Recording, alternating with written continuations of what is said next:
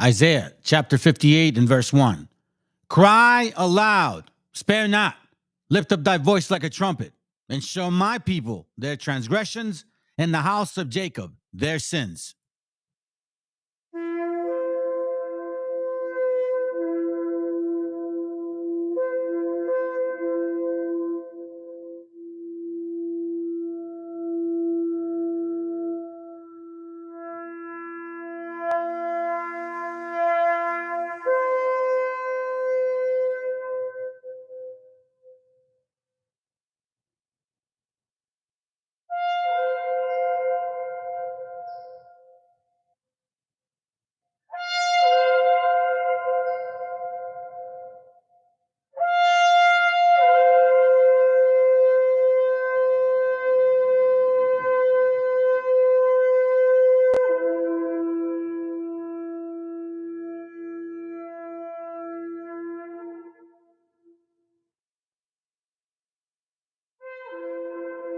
Copyright disclaimer.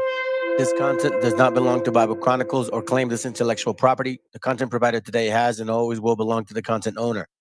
Bible Chronicles does not have any affiliation with the owner of this property. As mentioned, Bible Chronicles did not intend to make use of any material for the purpose of harvesting gain.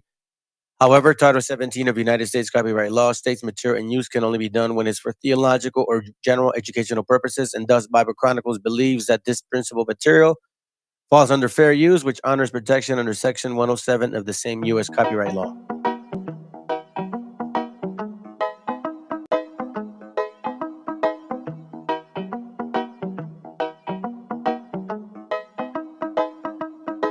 Quiero pensar, pero no puedo, no. El ruido en la ciudad está consumiendo, wow. Quieren pensar, sin ni siquiera estar al mando. Tanta publicidad subliminal te está matando. Les cuesta decidir por sí mismos cuál es su mando. Publican sonrisas con el corazón llorando. Quieren brillar, pero sin tener que valerse de tener sus ideas propias. Los veo a todos igual, solo son la réplica de la imitación de una triste copia. Obedece, la vida es un suspiro y envejeces. Te dejas distraer por estupideces y pierdes el eje. Te duele por dentro, entonces te creces, pero aceptas mucho menos de lo que mereces. ¿Y quién te ha dicho a ti que no puedes pensar sobre lo que le di, sobre cómo actuar? Lucha por ser feliz sin a nadie dañar, y solo así podrás brillar. ¿Y quién te ha dicho a ti que no puedes pensar sobre lo que le di, sobre cómo actuar? Lucha por ser feliz sin a nadie dañar, y solo así podrás brillar. Conserva tu juicio y tu intuición, más activos que el que lucha por lo suyo y no se rinde. Yo ya sé bien cuál es mi misión, y es contarte que el mal por su propio pie pronto se extingue. No caigas bajo su control, pues por la televisión es normal que mal lo pinten. Tú mantente firme en conexión con la fuente de creación, vivirás siempre de fin de. Dios abre los ojos, dime lo que ves. A tus propios hijos matándose por billetes. Niños mueren cada 2 por 3. Pa' unos es bendición, con otros por su causa pequen. Y yo que intento ser un ser crístico, voy bendiciendo hasta los diablos. Piensan que es cierto el mensaje típico, dicen que invento lo del engaño. Y mientras lucho contra mis errores, demonios escucho, me ofrecen soluciones. Pero sé que hay un ángel que quiere que mejore. Me dice haz un trabajo interno antes de que lo ignores, antes que otra vez llores y se llenen los mares de pena y de dolores, ya que en mi mente no caben. La paz no va en un sobre, somos algo importante. Nunca te revelaste y por eso no lo sabes. ¿Y quién te ha dicho a ti que no puedes pensar sobre lo que le di, sobre cómo actuar? Lucha por ser feliz sin a nadie dañar, y solo así podrás brillar. ¿Y quién te ha dicho a ti que no puedes pensar sobre lo que le di, sobre cómo actuar? ser feliz sin a nadie dañar. Solo si podrás brillar.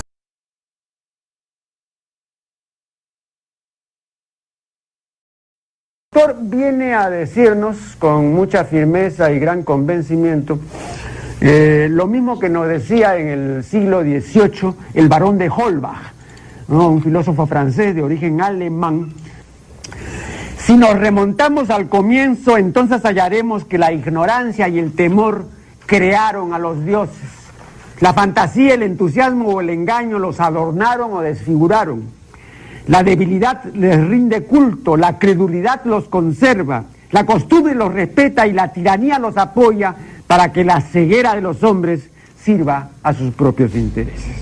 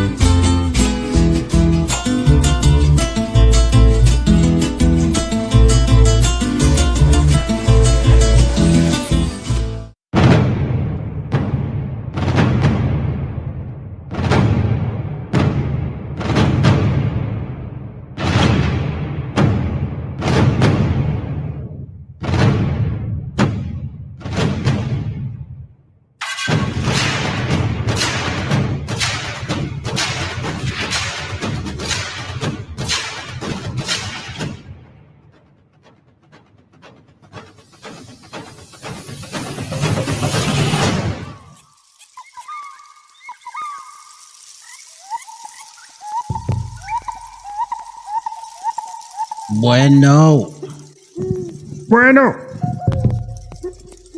Hey, wait, hold on a second. Hold on. ¡Viva México, cabrones! And for you haters. Fuck that puto. Fuck that puto. All right, okay. All right, here we go. Wait, hold on a second. Can you guys hear me? Let's see. The audio seems to be working. All righty. Like, all righty then. Well, fuck, man, we're live. Shit. I was really having a hard time trying to get going, fam. I had some things to do. I usually, try to plan it out and stuff, but it doesn't always work. So, saludos, brother. Oh, well, my bad. Saludos, brother.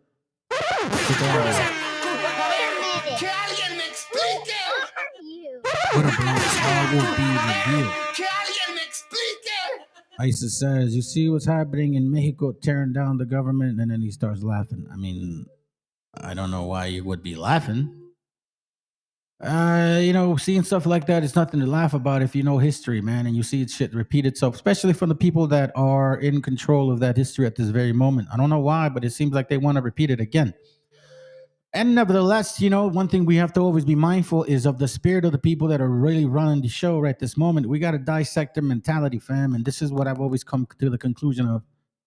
Again, I'm not a 100% subscriber to Jasher, but I find some of the things in this book to be intriguing and even like on point. So, for example, on chapter 28, Jasher speaks about the way Esau was going to be. Hold on a second, fam.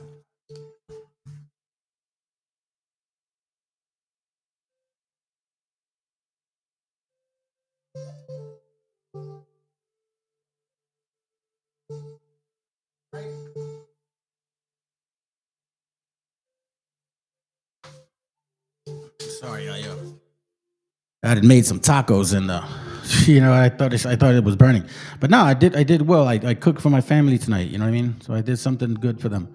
Thought I'd give my wife a break. Anyhow, look, it says here, Esau was a designing and deceitful man. You see, Jasher chapter 28, verse 20 says, and Esau was a designing and deceitful man. Designing, deceitful. One who hunted after the hearts, meaning the minds of men. And for what purpose? To inveigle them or persuade them. So we see here a nation of people, because this is an individual that transferred the spirit to the seed over and over again. And we see it today. This is why I called it what I called it. Because, like, for example, family, like, who is using this shit? Is it the other countries sending this stuff over here that's using this shit? No, it's the people here using this shit. But for some, but you know, Esau being designing and deceitful, right? Propagandizing and making sure that he can create his propaganda in people's minds, in his system, to what? Deceitful, designing, thoughtful, persuasive.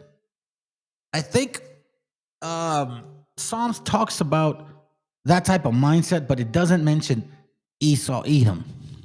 So I didn't want to use it.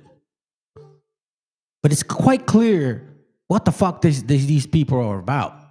Now, if we go to Enoch chapter 93, it even mentions something about certain people.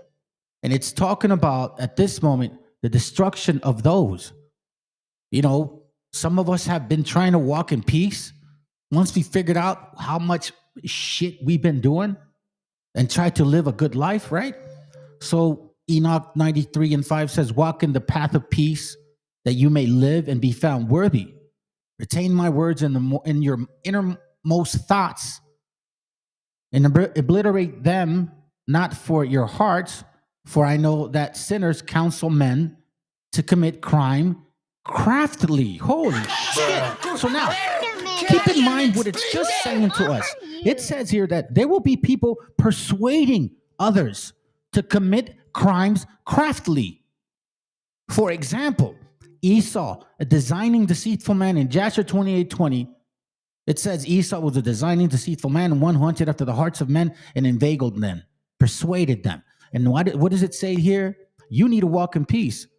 Because guess what? If not, for I know that sinners counsel men to commit crime craftily. They are not found in every place, nor does every counsel possess a little of them. Woe to those who build up iniquity and oppression, and who lay the foundations of fraud. For suddenly they shall be subverted, and never obtain peace. Who has done this? Who is doing this shit here, man? Look, let's put it this way. If we just want to talk about just on a political level, they don't give a shit no more. They're doing it to their own people now. Because what? Now it's about power. Remember, scripture talked about that, you know, wickedness will get more wicked, oppression would be more oppressive. Now it won't even care no more about who it's doing it to. Who lay the foundation. That's why things are going to be out of chaos. It ain't just going to be focused on certain people being, you know, oppressed. It's going to be a massive amount. That's why chaos is going to occur. Or at least that's what the prophecy states. Woe to those who build up their houses with crime. We know since 1492 that has occurred. Whether it's been done in the past, I don't give a flying fuck. It happened in the last 500 years, enough where I can kind of go back, if I could, to my last maybe 20 grandparents. I should have the right to do that, like other nations do. Like in Asia, they have that shit. In Arab countries, they have that shit. The people that have money specifically can go back into their bloodline. In Africa, the same thing. In Europe, the same fucking thing. But we don't, because our houses belong to someone else. So woe to those, meaning destruction, who build up their houses with crime. For them, their very foundations, so their houses be demolished. Keep in mind that once 1492 happened, they started taking land consistently from our gente.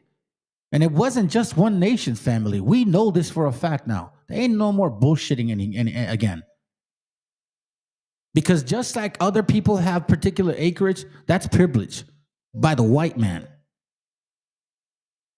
And y'all helped them. Those two who acquire, listen to this. For from the very foundation shall their houses be demolished by the sword, and by the sword shall they themselves fall. Those two who acquire gold and silver, and justly and suddenly perish. Woe to you who are rich, for in your riches you have trusted. What do the WASP say? The white Anglo-Saxon Protestants say that when you are blessed by God, that means you're wealthier. That's what they believe in, prosperity. They say it themselves in their evangelical fucking rooms. You have not remembered the Most High in your days. I'm sorry, woe to you who are rich, for in your riches you have trusted, but from your riches you shall be removed, because you have not remembered the Most High in the days of your prosperity, because you have not remembered the Most High in the days of your prosperity. He says it twice.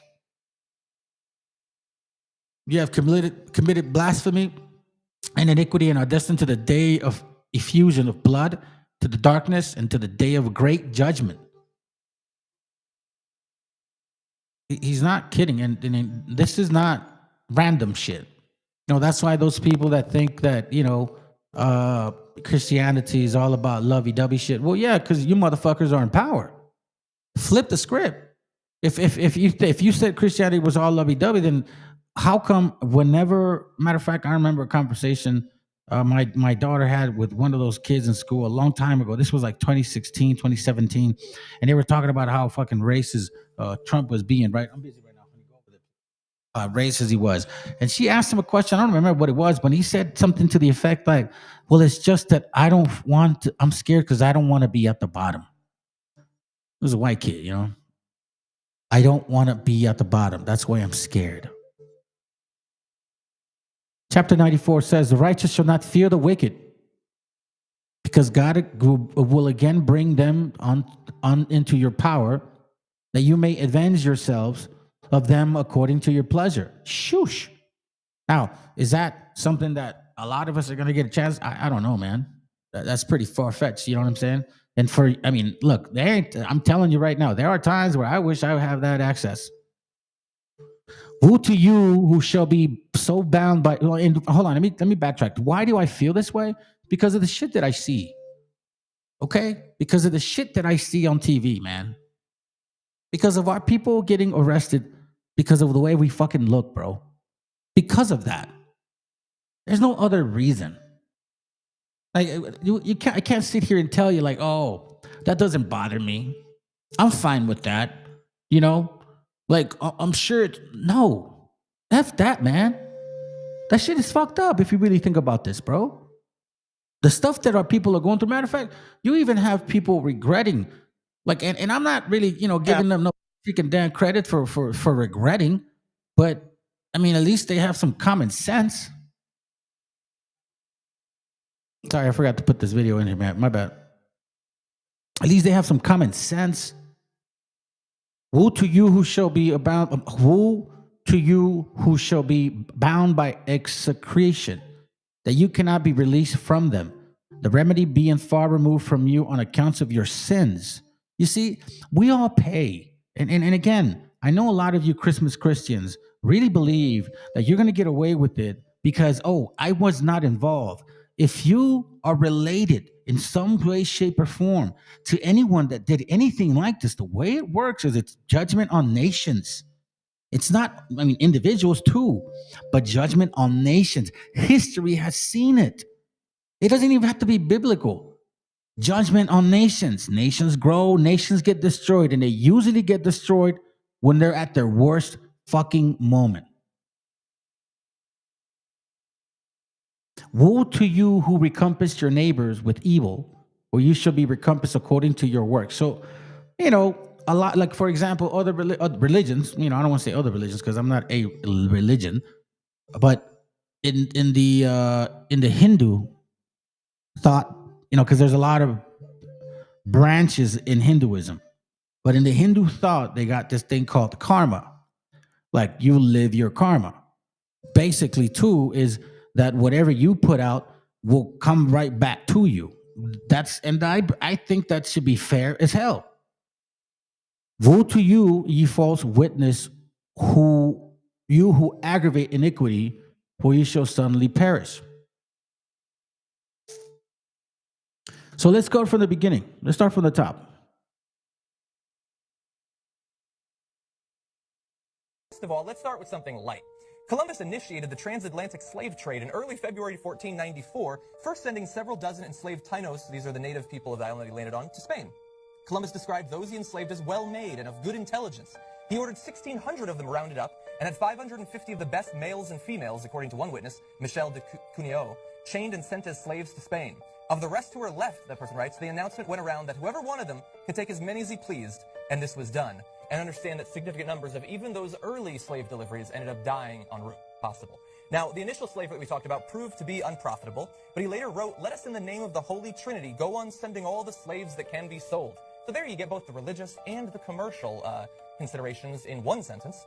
When the slavery did not pay off, he turned to a tribute system, forcing every Taino of 14 or older to fill a hawk's bell with gold every 3 months. If successful, they were safe for another 3 months. If not, Columbus ordered that they be punished by having their hands chopped off, or they were chased down by attack dogs. What up? What up? What up, Chris? Get out of here, bro.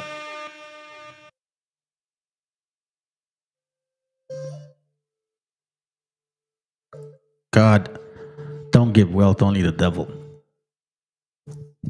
Trump made America racist again. Yeah, well, they've always been. He just exposed it.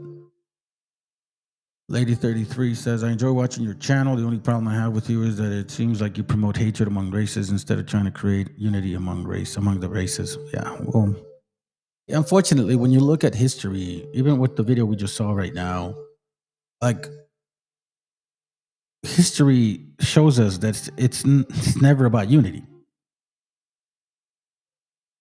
It just seems like it. It's never about unity. If you go back into history, people fight among themselves because they're very tribal. People are tribal. Those are facts. You know, scripturally speaking, that's what it says too. The Bible says to the Israelites to stay within the Israelites. I'm assuming the Bible also says y'all stay within your nations. And you see those acts as well. Asians want to stay within Asian people. I mean, I don't want to say racist, but I think Asian people are very prejudiced among themselves. Matter of fact, even within themselves. Like, but I think more than race, from what I understand, they make sure not to get dark skin. So and that's because they don't want to be considered low class. India does the same thing, right? So it's like human nature for unfortunate reasons. And yes, I would love, honestly, Lady 33, I would love it if it was really like that. But the fact that it's not, that's the reality. And it seems like history constantly reminds us of it. Because like the hatred that we're getting as people right now from evangelicals, from right wingers, or even left wing, because a lot of them voted for this shit too. What, you don't think Obama deported and dumped a lot of our people, 3 million plus. He did it in secret. Oh, hey, with a smile. He bombed, I think, Afghanistan. Everybody was cool with it. He drowned them, I guess. You know what I mean? Like, he's a Democrat. So even if you lean left wing or right wing, either way, you get, man, they don't do what they're supposed to, what they say they're going to do. They say no more wars. You continue with wars. So what I'm focusing on is the stuff that people have done to our gente, and making sure that they can understand how it relates to our history. And that, a lot of people, Christians specifically Christians, they love to point out what they know about the Bible and these particular interpretations.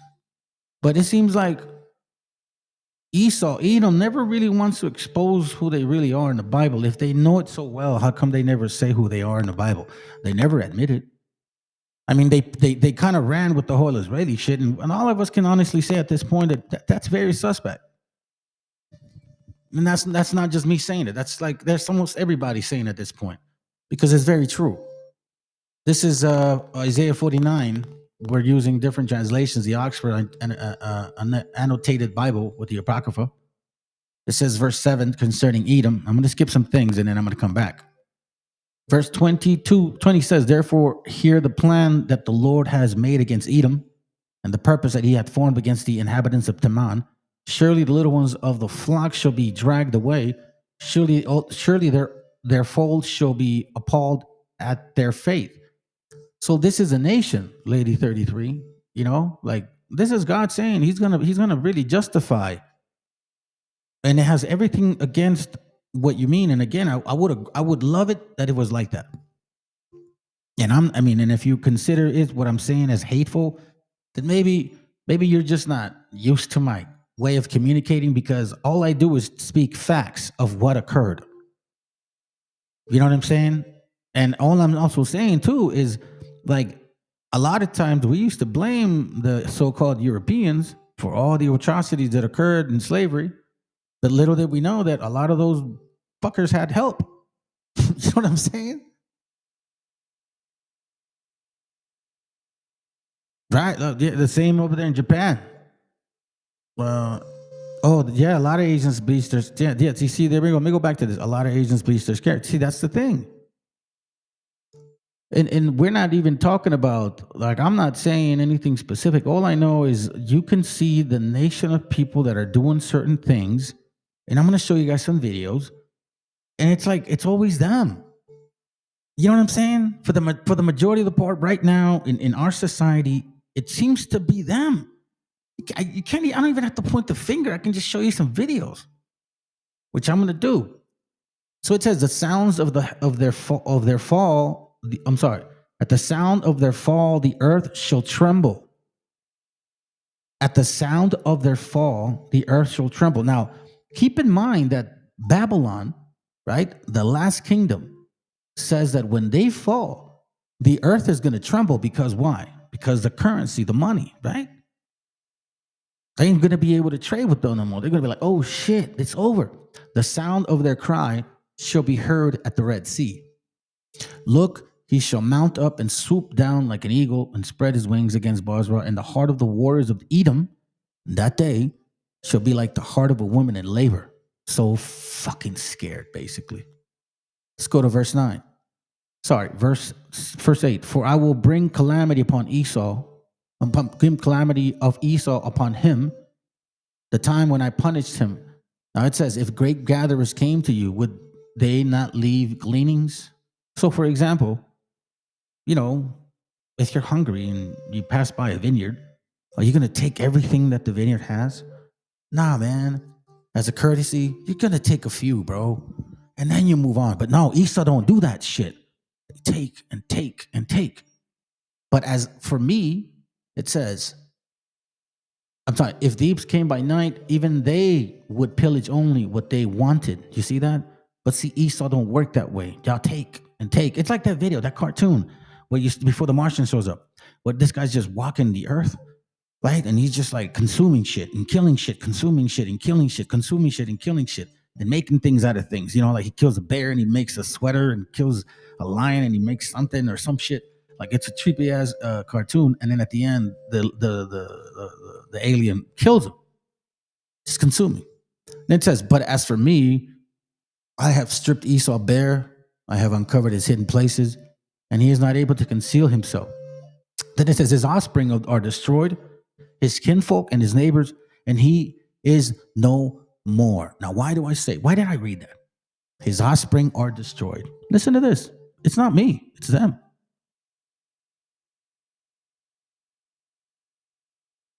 More white people died than were born in 2016.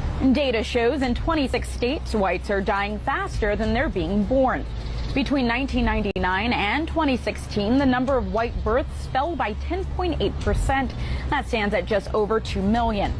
Researchers suggest the reasons for this decrease are the Great Recession, a drop in fertility rates because people can't afford to have children, and a rise in mortality rates as most of the white population is aging and dying of natural causes while others are dying from drug overdoses. A demographer at the University of Texas at San Antonio and a co-author of the report says it seems that white people going under the 50% of the population mark might be happening a few years earlier than projected. Some of the states most affected by this shift are Oregon, California, Arizona, New Mexico, Florida, North and South Carolina, Pennsylvania, Maryland, and Michigan. Researchers are predicting by the year 2045, whites could drop well below 50% of the population. While the white population is decreasing, the census says minority populations are steadily rising. And you wonder that a lot of the chaos are the states that have been named. If you think about the hatred towards our people, or just towards people of color at this point, because you fucking see it now, man. You have people that I mean, just because you look a little brown, bro, they're pulling you over. And I used to see that shit in movies. I never thought that it would be to this point. Never did it occur to me that it would be to this point. And, you know, we're constantly seeing this. Like, for example, this guy was a right winger. And then now he's like, bro, I didn't realize that the shit was really that bad. I think it says it right around here. Let me see. Hold on. Is it here? Let me just kind of say it initially, and then I'll skip it. The left and the right is a ridiculous notion. I mean, I was a Republican for so long. I voted for Trump, but then you want to see what real independent journal? We don't care. We don't care anymore. You know what I mean? The left and the right is a ridiculous notion and stuff like that. And unfortunately, if you vote left and then you go right, you know what I mean? All it does is causes strife in between people that are probably in the middle, that just want everybody to have an equal opportunity to live here. You know what I mean? And that's what you see right now and stuff like that. Because all those people in there, despite whether they say illegal, but the only thing they did was they didn't really follow the previous administration's right to come over through the border, but the previous administration said it was okay for you to come over to the border. So, and the reason I'm mentioning this is because the chaos that they're causing towards people that have been impeached. Like, for example, they said literally, we're going to go after the criminals, right? Okay. All right, fine. I get it. You know what I mean? I get it. As much as I hate to see, sometimes people make mistakes, and I know that. But you know what I mean? If that's the way it is, and fuck it, that's the way it is. But you're talking about people that have never broken anything, no law other than your imaginary criminal law, because technically the understanding of you coming to this country without any paperwork, you know, it was like a civil issue, right? Not a criminal issue. Like, correct me if I'm wrong. But they took it to the extremisms. Now, the reason, where's he at? ISIS, right? ISIS, whatever. The reason why I was wondering why you laughed was because, yeah, it is happening, man. And, like, this is earlier recorded, right? This is earlier recorded. But what I'm afraid of, man, is the fact that it looks like a coup, bro. It looks like a solid coup. What better way to implement one? Look, check it out. This has been so common. We'll let it play. You're gonna see that. I mean, this is not Gen Z, bro. These are fucking old people. These are old people too. It's not just young people. So something. Okay, I understand they killed that man. But you gotta also know that guy, he was like fucking trying to put he knew what he was getting into, man. What do you mean? What do you talk? People are like, oh no, they shouldn't have killed. Bro, he understood that if he went after the cartel, they were going to go after him. He understood that. Now all of a sudden, supposedly it's the government's fault. You get what I mean? So this chaos is not organic, man. This is a coup. Why? You see what's going on in Venezuela? You see what's going on in Colombia? Mexico is not that far from that distance. When the Colombian president said the statement about there's this history says that when the golden eagle attacks the condor, then will the great jaguar wake up. Now, if you guys actually understand, North and South history, the condor is from, like, say, for the particular areas of Peru, the Incas. And the jaguar is very well known to be a predominantly Aztec, quote unquote, right? Powerful image. It's basically like a Mexican thing. Like the jaguar is like a Mexican, like, I don't. excuse me, like basically what Aztecs, so-called Aztecs, would consider. So I don't see this far-fetched. I see this as a coup, because guess what? It happened almost 100 years ago, man. Just check it out.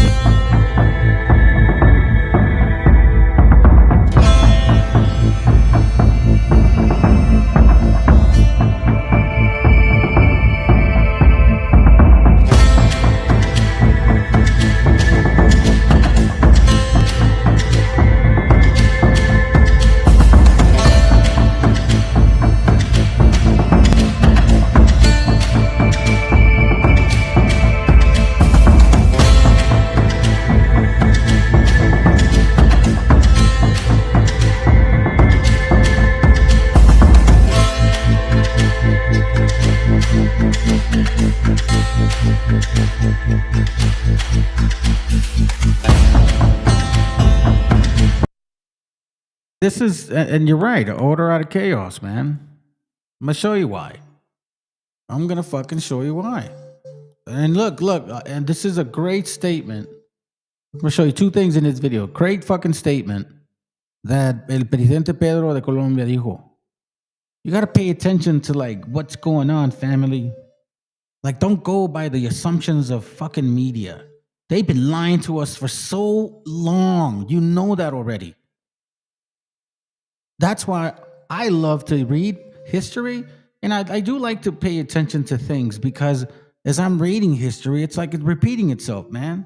Construyen campos de concentración para migrantes y aplauden las mayorías electorales y dicen que son de una raza inferior los migrantes y colectivizan culpas en ellos como hicieron con los judíos y los llaman terroristas e inferiores y ladrones, narcotraficantes todos, dicen. Cuando la mayoría de los narcotraficantes son rubios y de ojos azules y guardan sus enormes fortunas en los bancos más grandes del mundo y no viven en Bogotá, ni en Caracas, ni en el Caribe, ni en Gaza, sino que viven en Miami, son vecinos del presidente de los Estados Unidos y viven en Nueva York y en París y Madrid y en Dubái. Viven donde hay lujo, no pobreza. Pero los misiles los tiran donde hay pobreza y no donde hay lujo. That's true. They aim and shoot where the poor are, not where the rich are. Now I'm gonna do it this way, in case I don't want to get blocked on it. Hey, what up, sis? Good to have you here.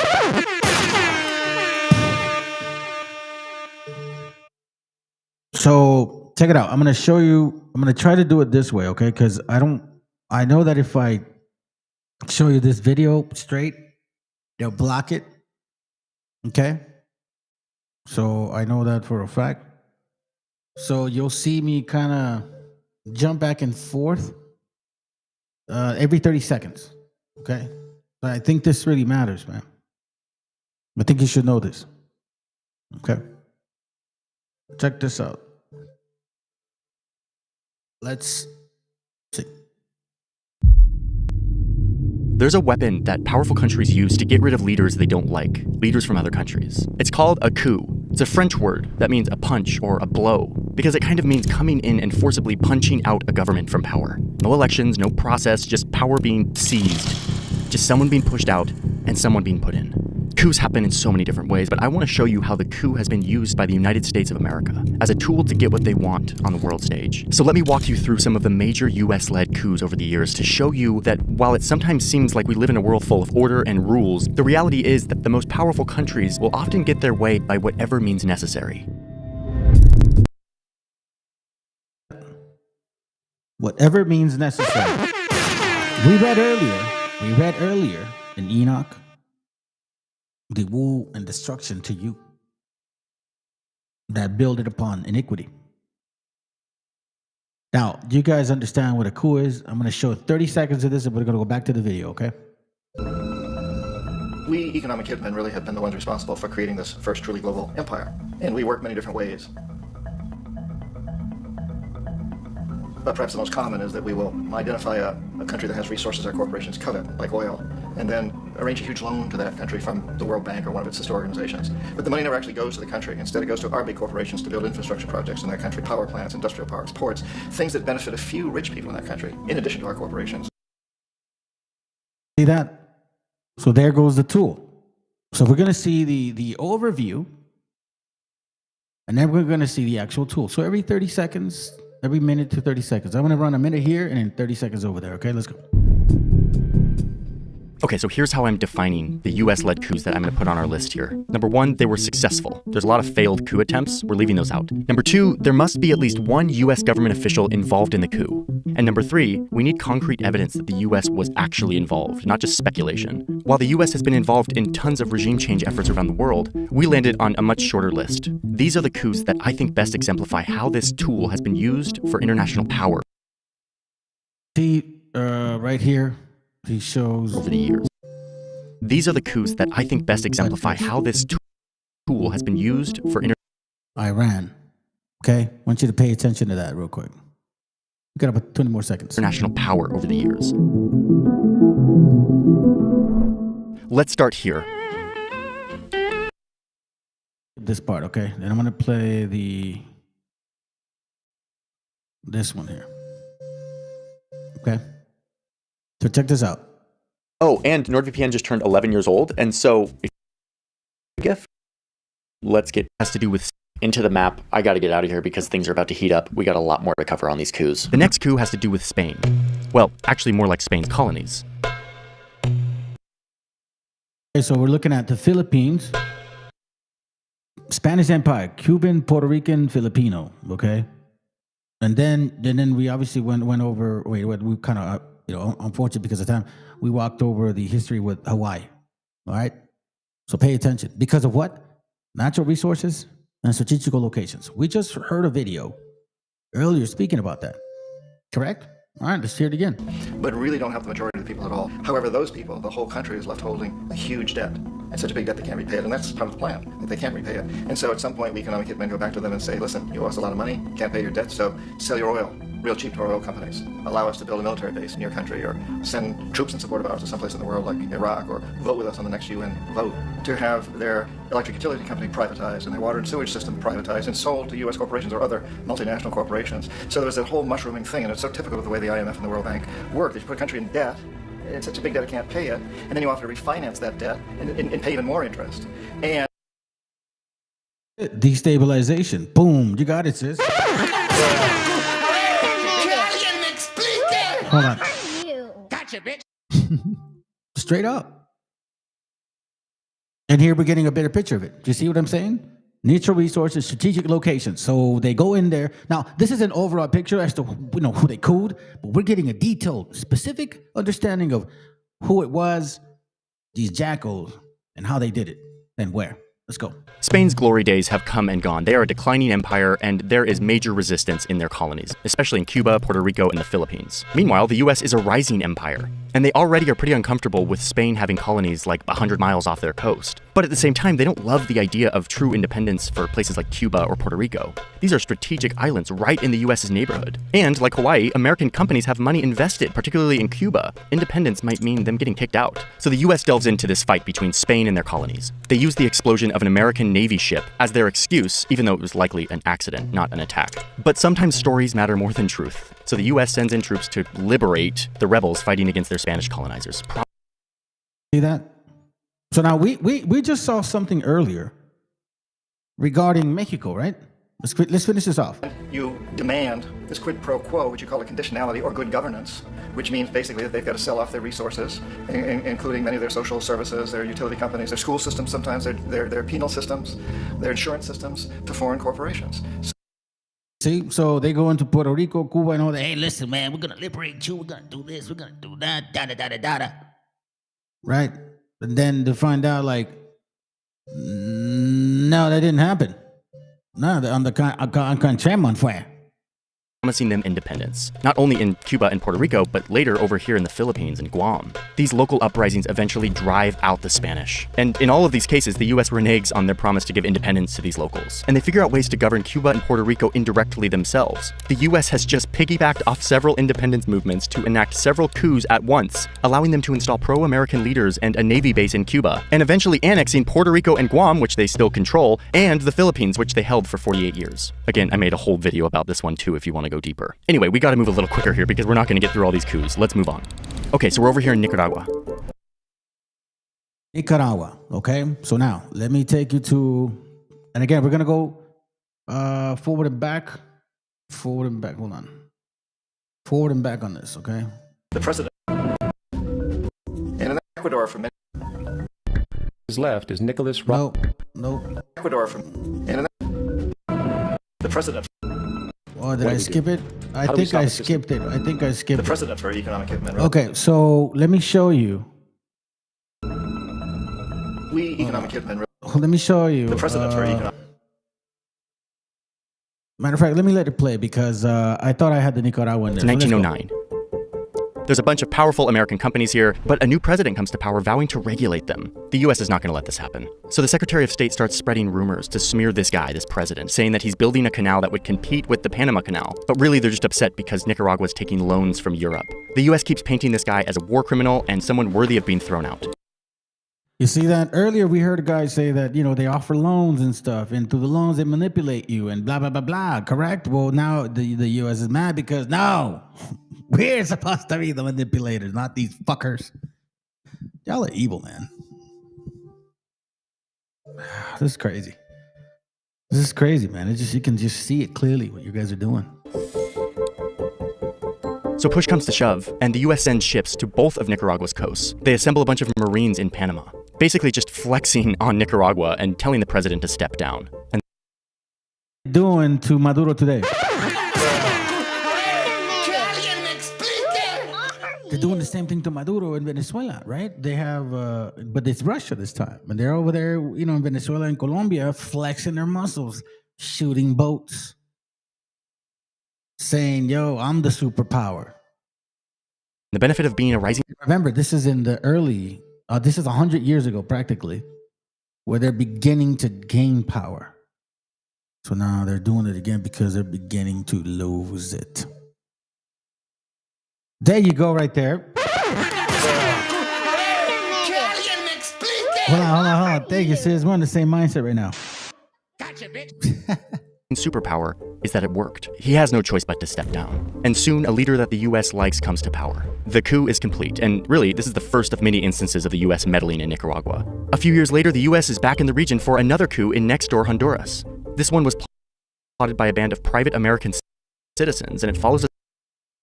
You see that right there? And I think this one does have Honduras. Hold on. And in Ecuador for many. No, it doesn't have it.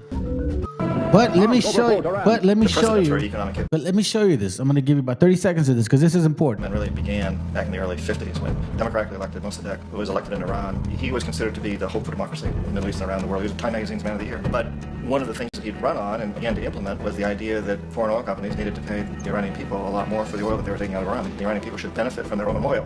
Strange policy. We didn't like that, of course. So what do? They do a similar pattern. A similar pattern. Economic. Next door, Honduras. Economic control, natural resources. Next one's Honduras.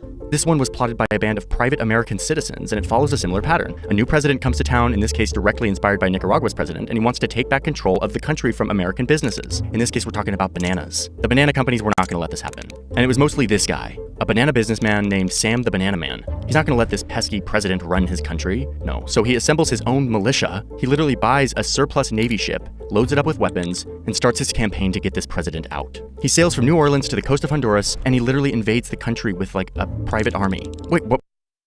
This shit.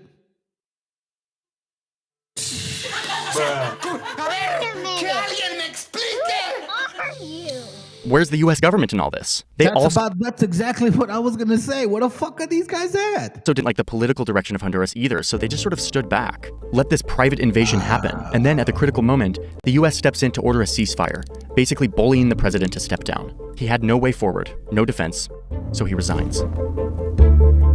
And the banana... Oh, for what? For profit and resource. That's really it. Man's leader of choice takes the presidency, giving the banana businessman land and a unique status to import anything he needs tax-free. And, wait for it, he refunds him for all of the coup expenses using public Honduran money. That's exactly what that other lady is planning on doing if they get rid of Maduro. She's saying she's going to sell the oil to private institutions. This is nothing new. But we were afraid to do what we normally were doing, which was to send in the military. Instead, we sent in one CIA agent, Kermit Roosevelt, Teddy Roosevelt's relative. And Kermit went in with a few $1 million and was very, very effective and efficient. And in a short amount of time, he managed to get Mossadegh overthrown and brought in the Shah of Iran to replace him, who always was favorable to oil. And it was extremely effective. Bombs overflow Tehran. Army officers shout that Mossadegh has surrendered and his regime as virtual dictator of Iran is ended. Pictures of the Shah are paraded through the streets as sentiment reverses. The Shah is welcome home. So back here in the United States, in Washington, people looked around and said, wow, that was easy and cheap.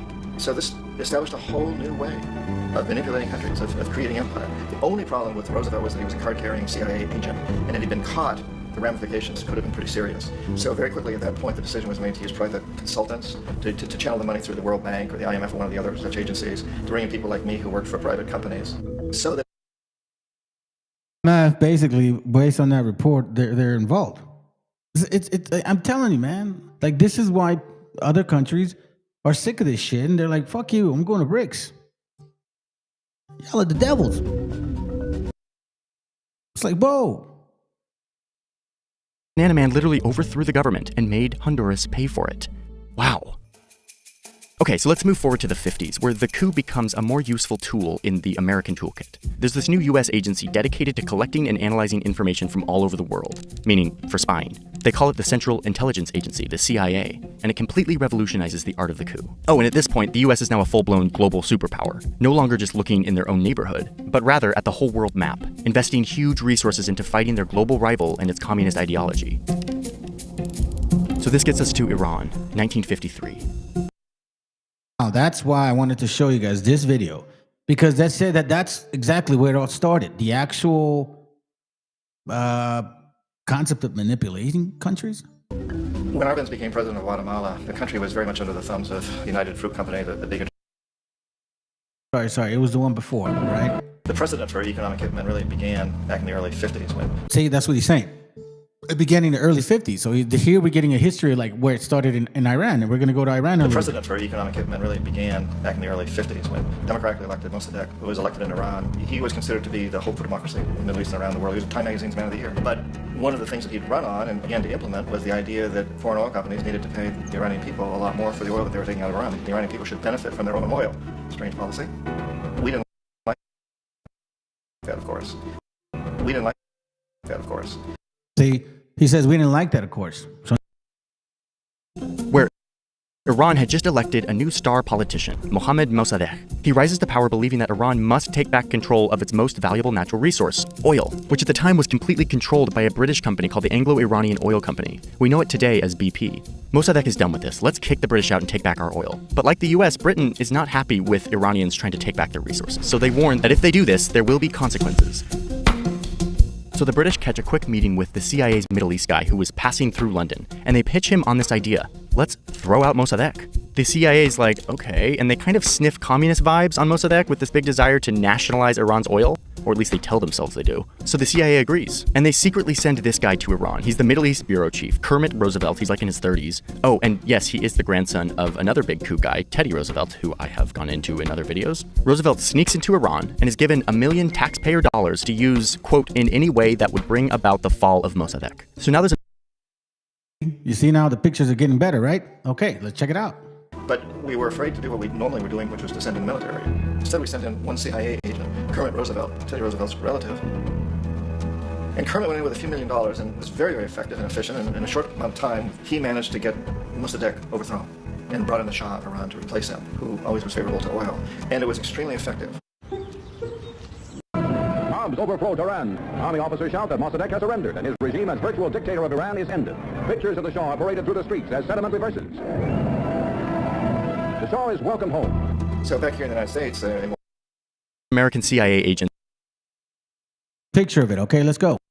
in Iran, secretly trying to overthrow the government. And it's a rocky start at first with a bunch of failures. But they start using their money to get traction, bribing politicians, religious clerics, and other leaders to say divisive and controversial things about Mossadegh. They hire locals to stage attacks against religious leaders, making it look like they had been ordered to do so by Mossadegh. But really, they were just getting paid by the CIA to do this. And with enough time and money, they create an atmosphere of chaos and hostility and distrust among the public. Oh, and there's weapons. The CIA stashes enough weapons and explosives to support a, quote, This is why when I saw this over there, I was like, bro, this is too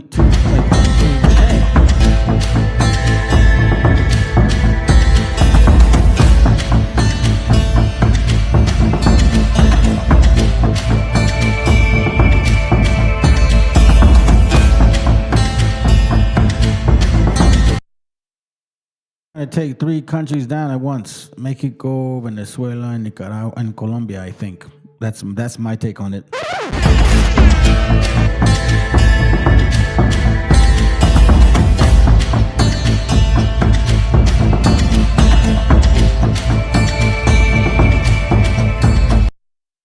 How we get an idea of how and what we're surrounded by. Okay. A systematic approach on how to dethrone and manipulate. So we got that for the most part. Correct? Okay. Now we're going to get into the other videos that I wanted to show y'all. And this is heartfelt, man, because this is happening to our gente, and this is why I do what I do. Hola, buenas tardes. ¿Cómo te llamas? Mi nombre es José Antonio Vargas. Soy de León, Guanajuato. Me agarraron en Wisconsin. Nos dieron maltrato. Toda esa gente que esté documentada, por favor, escóndanse, no manténganse en sus casas, porque la verdad es muy feo todo el maltrato que estamos pasando. La verdad, mujeres, niños, no importa, viejitos. De hecho, hasta un viejito se convulsionó y no hicieron nada para ayudarlo. A mí me robaron mi dinero, mi cadena de oro, me robaron mis pertenencias, mis pasaportes, todo me robaron. Y no nomás fui yo, fue mucha gente. La verdad, yo le pido esto a la presidenta, a los que fueron a la aduana, yo les dije, vayan a fijarse cómo nos tienen en realidad como unos perros. O peor que eso, cuando menos a los perros les arriman de agua y comida. A nosotros, nada, nos tuvieron 16 horas en Alejandría, amarrados. A mis amigos les dieron pollo y se lo tenían que comer, amarrados, y un racismo inmenso de parte de las personas morenas, cosa que ellos también sufrieron, el discriminio. So he said that there was immense racism, bro. Immense racism by specific people, which was basically black folks. He was saying there was immense racism by blacks, even though they went through that shit themselves. It's fucking crazy. De los americanos, y aún así ellos nos trataron igual. So, por favor, hagan algo. Los que están aquí en Estados Unidos, aunque tengan 25 años, no les preguntan, nomás los deportan.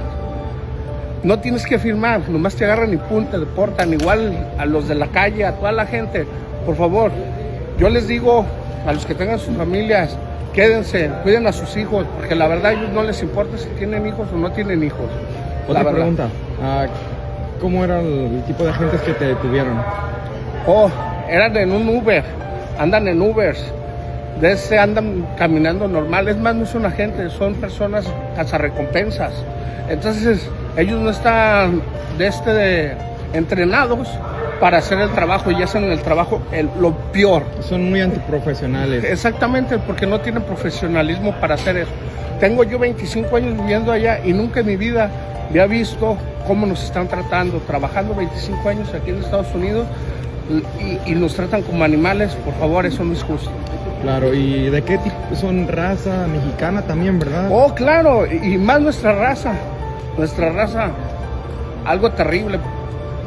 Amigos, tiene nuestra sangre. Yep, I've seen that a lot, man, and I'm glad you brought it up, bro, because like,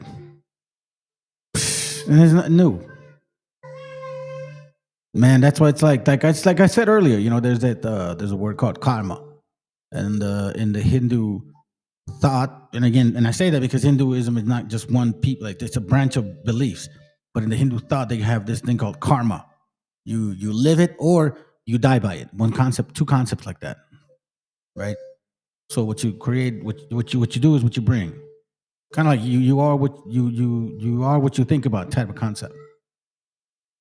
So if you're evil, you're going to bring evil upon yourself. If you owe something, you're going to pay it back. Por favor, respeten, más que nada a las mujeres. Eso más les pido porque a las mujeres las tratan igual que a nosotros. He's like, that's what he says, bro. Why are you guys even treating women that way? Oh, wait, hold on. This is weird shit. So now we have, hold on, let me take care of that. Okay, so now check this out, fam. I want to show this video to you, and I hope they don't block it because I really like it. Let me show this to you. It's in Spanish, so el que no sabe español, pues ahí se aguante, güey. I'm gonna give you guys subtitles, or at least auto-generate to English. Let's see. But there's English ones here. But they speak English and Spanish, so it's like kind of... You know what I'm saying?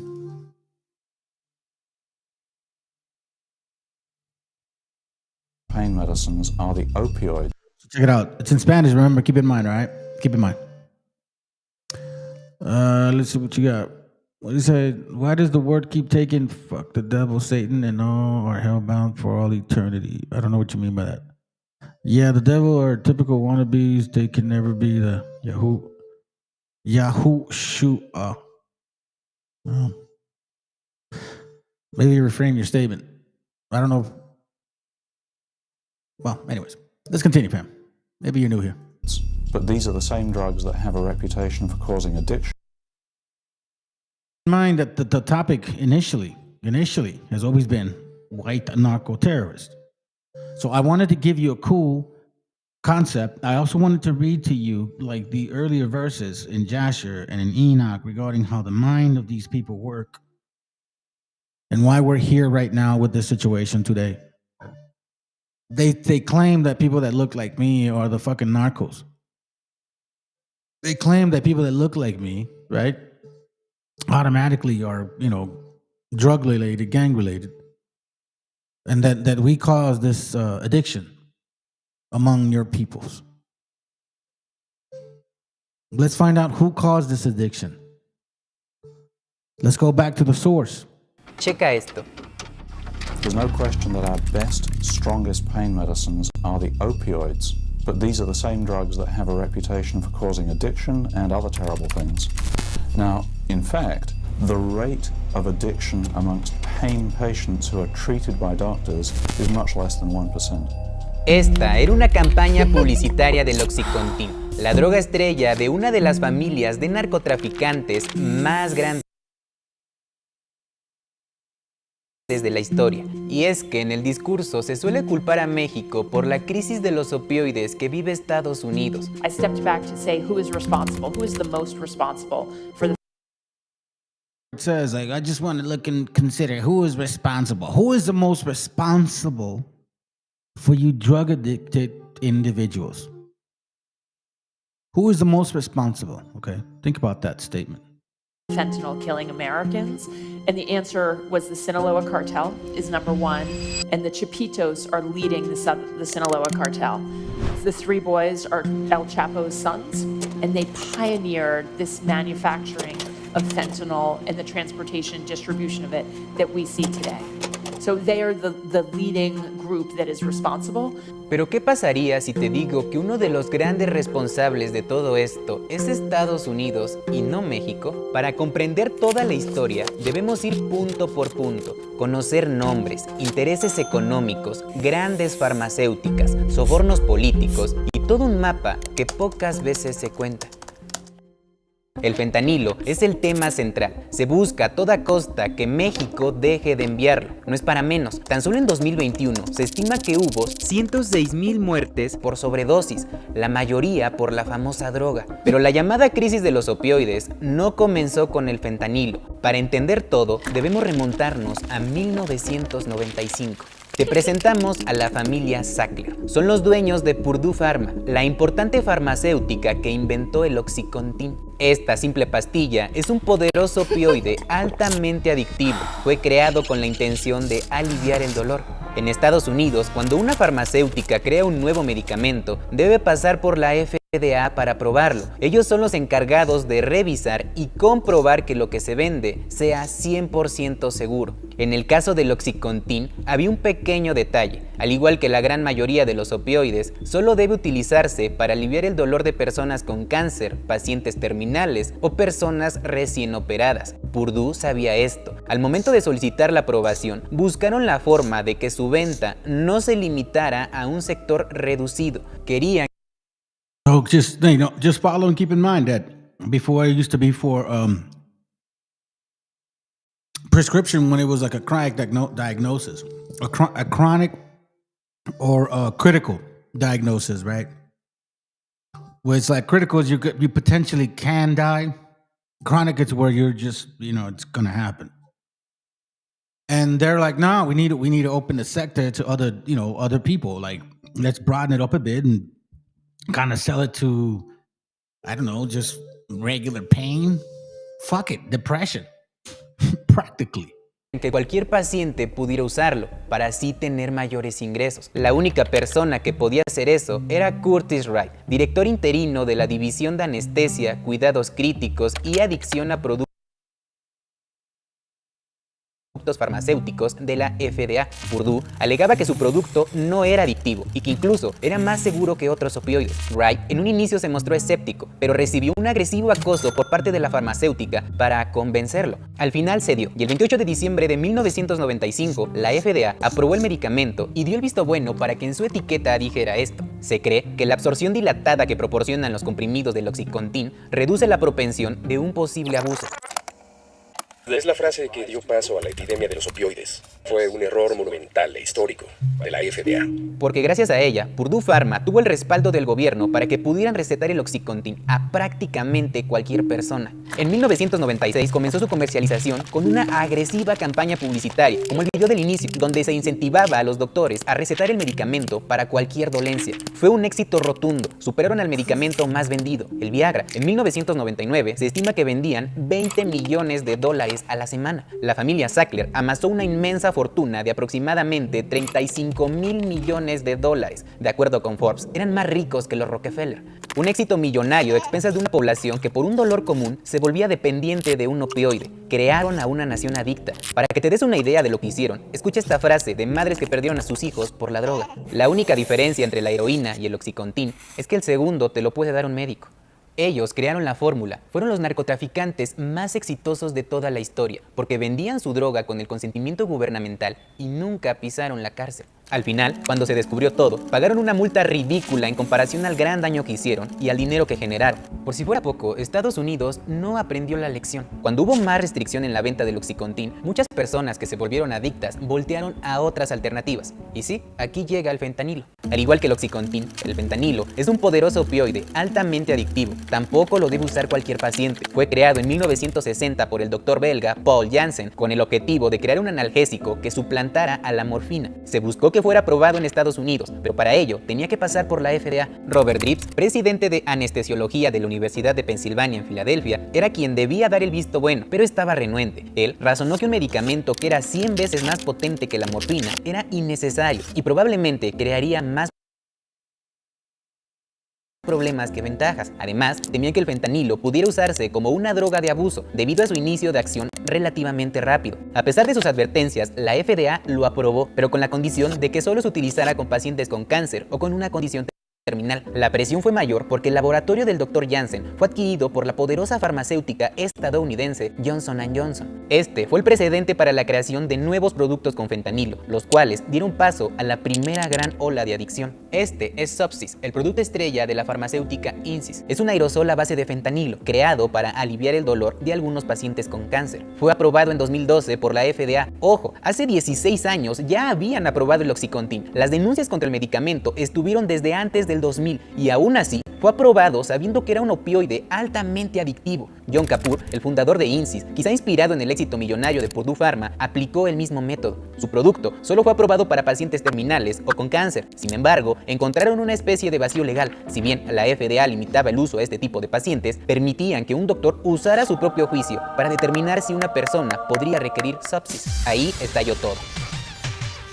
Insys sobornó a miles de doctores en Estados Unidos para que recetaran su medicina de manera indiscriminada. ¿Te dolía la espalda? Fentanilo. ¿Te duele la cabeza? Fentanilo. La historia es prácticamente la misma. John Kapoor ascendió de manera meteórica y se posicionó en la lista de los multimillonarios de Forbes. Esto no fue un caso aislado. Fueron varias farmacéuticas las que emplearon el mismo método. Fueron varios medicamentos con fentanilo y otros opioides. Colas enormes en farmacias a muy temprana hora con adictos que buscaban su medicina. Johnson & Johnson era hasta hace poco el principal proveedor de las materias primas para la creación de opioides. No fue el narco mexicano ni empresas chinas. Los que crearon todo esto fueron las grandes farmacéuticas. Después de todo este breve resumen, es importante que sepas dos cosas: cómo funcionan estos medicamentos y cuál fue el papel del gobierno de los Estados Unidos en todo este escándalo. Un opioide es sumamente efectivo como analgésico. Aún hoy día se sigue utilizando en los quirófanos. Sin embargo, las cantidades deben ser muy cuidadas. Además, como lo hemos dicho a lo largo del video, no lo debe tomar cualquier persona.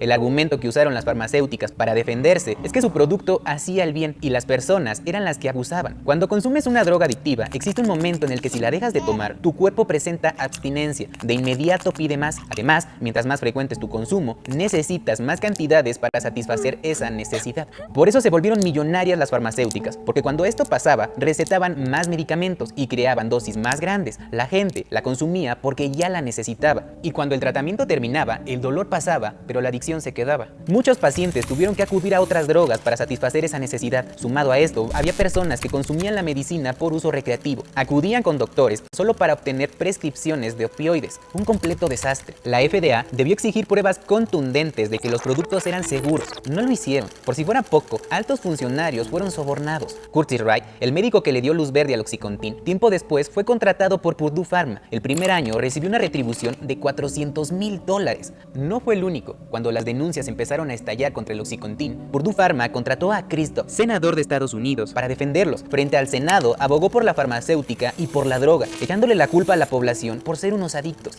La desconfianza hacia el medicamento se esfumaba por los dichos y la calidad moral de Dodd. Las ventas siguieron subiendo. Con el fentanilo sucedió algo similar. Cuando ya se tenía identificado el problema de los opioides, se cuestionó la facilidad con la que los narcóticos inundaban indiscriminadamente las farmacéuticas. Ellos se defendieron impulsando una ley que limitaba las facultades de la DEA para que así no pudieran identificar estos abusos y por ende siguieran reabasteciendo indiscriminadamente. En el Congreso todos aprobaron esta ley, nadie estuvo en contra. Es más, hubo senadores que la defendieron, como Tom Marino y Marsha Blackburn, ambos senadores republicanos. Marsha aún es senadora. Tras la aprobación de la ley, recibió $964,000 por parte de las farmacéuticas. No fue la única. Varios senadores recibieron jugosas compensaciones de las farmacéuticas por aprobar esta ley que las beneficiaba. En el mismo Senado donde ahora atacan a México y lo señalan como el responsable directo de la crisis de los opioides, años antes tuvieron oportunidades reales para frenarla. Es más, la FDA ya aprobó un nuevo opioide que es 10 veces más potente que el fentanilo. Es de locos.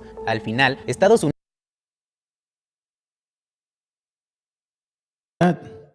They just approved, like shit. tuvieron oportunidades Listen to this. There's one out now that's much more powerful than fentanyl. reales para frenarla. Es más, la FDA ya aprobó un nuevo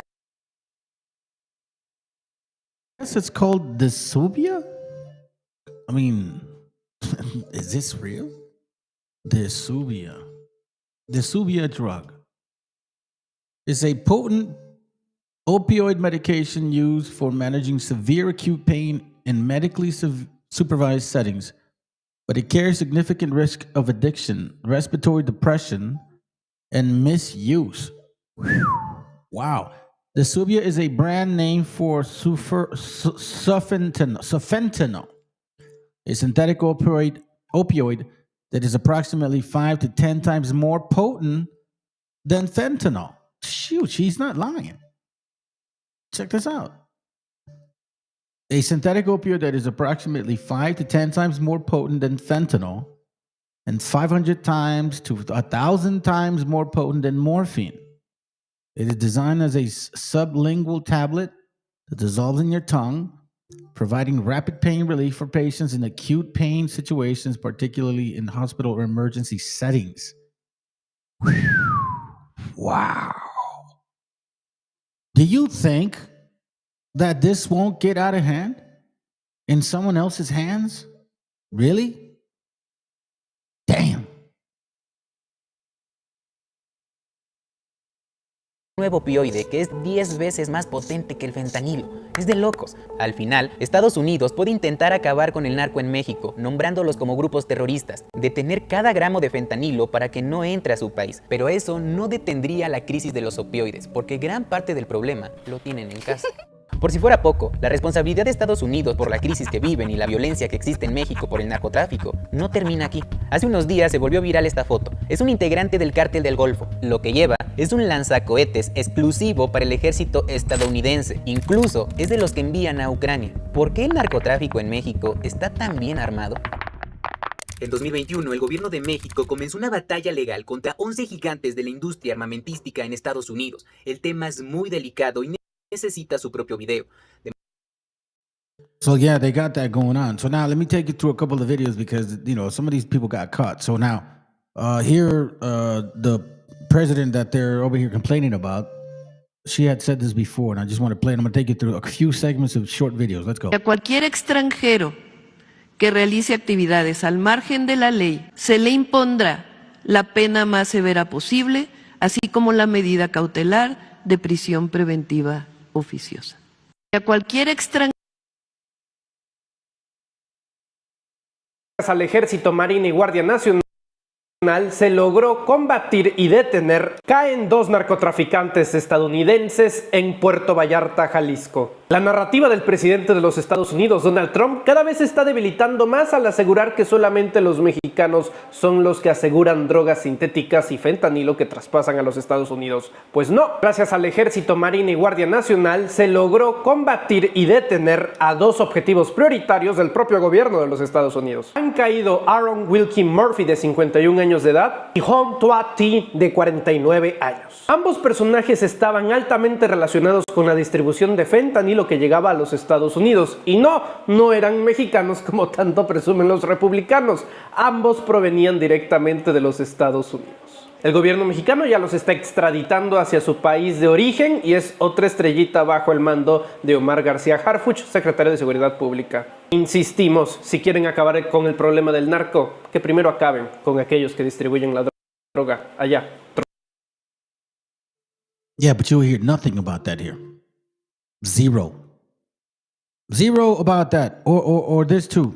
¿Será que el presidente Trump vaya a considerar terrorista a este ciudadano estadounidense, este compatriota connacional paisano suyo? Les presento a Scott Harvey Daniel Lee Thompson. Este es un ciudadano de origen estadounidense que intentó ingresar a territorio mexicano con 3 armas largas, 2 armas cortas, 19 cargadores y 2.095 cartuchos útiles de diferentes calibres, 3.000 miras telescópicas para armas y un jodido telescopio. La detención se llevó a cabo en el Puente Internacional El Chaparral en Tijuana, Baja California, por los elementos de la Secretaría de la Defensa Nacional y la Guardia Nacional. Así que más que sea otra estrellita para Omar García Harfuch, demostrar que el tráfico de armas proviene directamente de los Estados Unidos, de ese país que se queja de lo que él mismo está ocasionando. And that's why I'm going through these segments like that, because I think it's a powerful message. This kid is pretty smart, man. I follow him I listen to him every now and then, and very informative, very involved in politics, and he did a report on the trafficking. I didn't want to show that long ass video, so I figured I'd show some of these pieces that he's mentioning.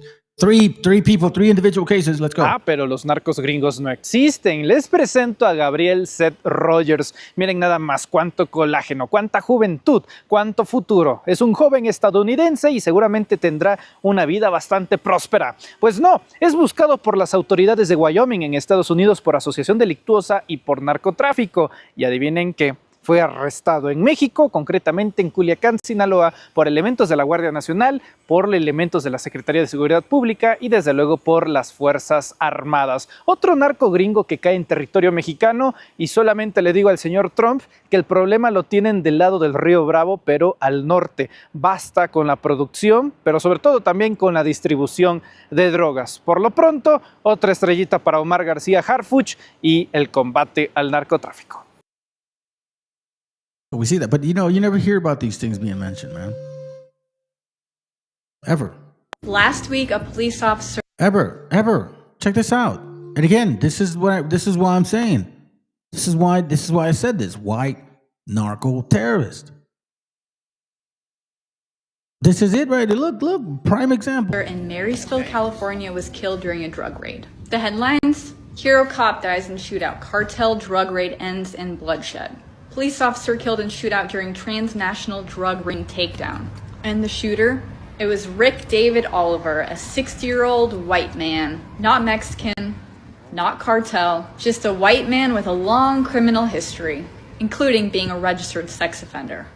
But there's more. Listen to this press conference by the Yuba County DA, Clint Curry. Important to note about this multi-year operation that the targets, the suspects, the central suspects in this operation were part of transnational drug trafficking organizations that were moving amphetamine and deadly fentanyl across the border from Mexico into our state. It was harming our communities and our children.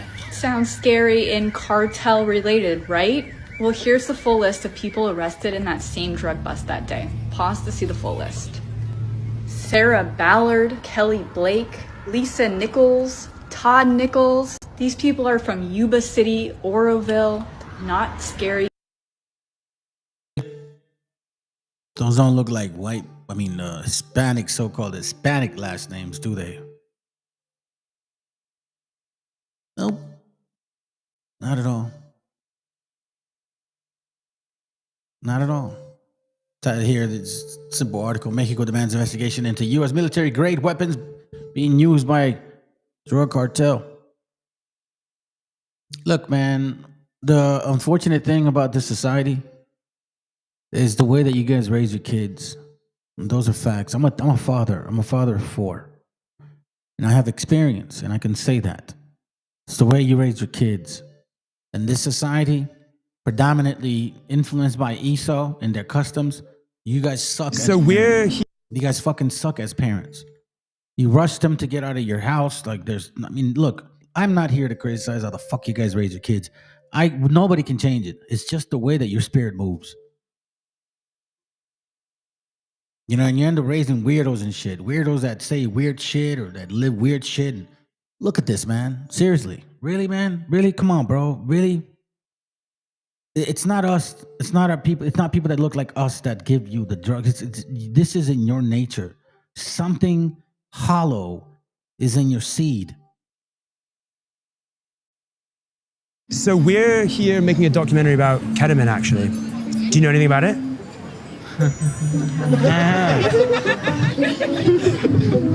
You have a lot of things that I've got.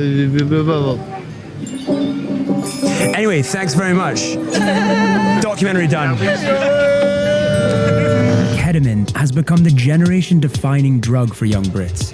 Use has risen 30% year on year, mainly driven by 16 to 24-year-olds. This is European shit. That's who you guys are. This is in your nature. This is what you do. It's no longer an underground choice. This strange, powerful drug is as mainstream as Coke or E. It's kind of become a staple of our generation, especially in the UK. You can sell hundreds of grams in a week. There's a whole ketamine culture in the UK. And you know, it's funny because their big popular fucking smart, so-called smart guy, he's like on ketamine 24/7, isn't he? Like, I guess they were complaining about him because Elon Musk, right? The Oval Office, because he was like, his eyes were swirling everywhere and shit. Doble moral viene en presentación de polvo o pastillas. En los últimos 60 años han muerto en los Estados Unidos más jóvenes por fentanilo que las muertes ocasionadas por esa misma nación en las guerras del Medio Oriente. Ese veneno letal lo reparten ellos mismos en su territorio.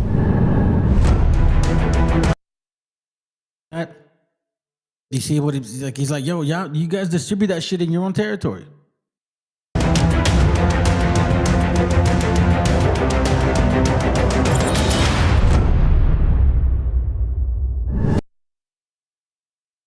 Fíjate lo que dice para que vean, güey.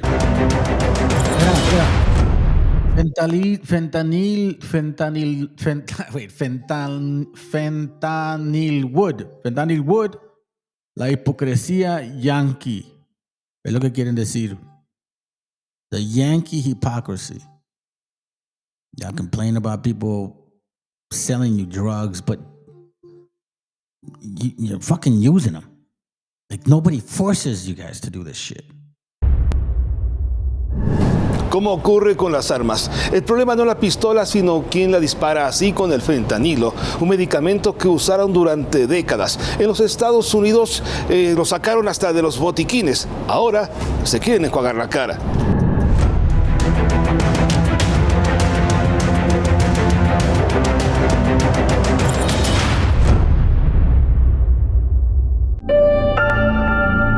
El fentanilo es uno de los opioides más poderosos que existen para tratar el dolor. Es 100 veces más fuerte que la morfina y 50 más que la heroína. Pero así como las armas no son el problema, sino quién y por qué las dispara. Hablando del fentanilo, el problema no es el medicamento, tampoco su potencia. Es algo que hemos usado por muchas décadas, realmente sin muchos problemas. Porque aunque es muy potente, aunque es muy fuerte, pues usamos cantidades menores y lo podemos usar como médicos en el hospital de una forma muy segura. Tan solo el año pasado, los cuerpos de emergencia en los Estados Unidos atendieron más de 400,000 sobredosis de drogas. Casi el 20% de ellas, alrededor de 70,000, se tradujeron en muertes por fentanilo. El problema actual es... A lot of it does have to do, family, with, you know, the way things are supposed to be. Scripturally speaking, that's what it talks about. People are going to drink the cup. You know, some people don't like that shit. Some people think that's too hard. And if I'm not mistaken, this society of scientists, because this is what a lot of people believe in, scientists, right? And that means that you would have to embrace the concept of Darwinism, because Darwinism is a, you know, part of science. And you guys even speak of this in eugenics. You know, you claim to be the superior race, right? And you use eugenics because eugenics is Darwinism concepts like, you know, survival of the fittest. Well, this is part of that. I think, at least from what I see. If you say Darwinism, you believe in eugenics, well then life is selecting.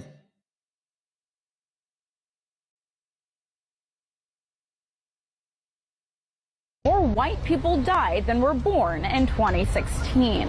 Data shows in 26 states, whites are dying faster than they're being born.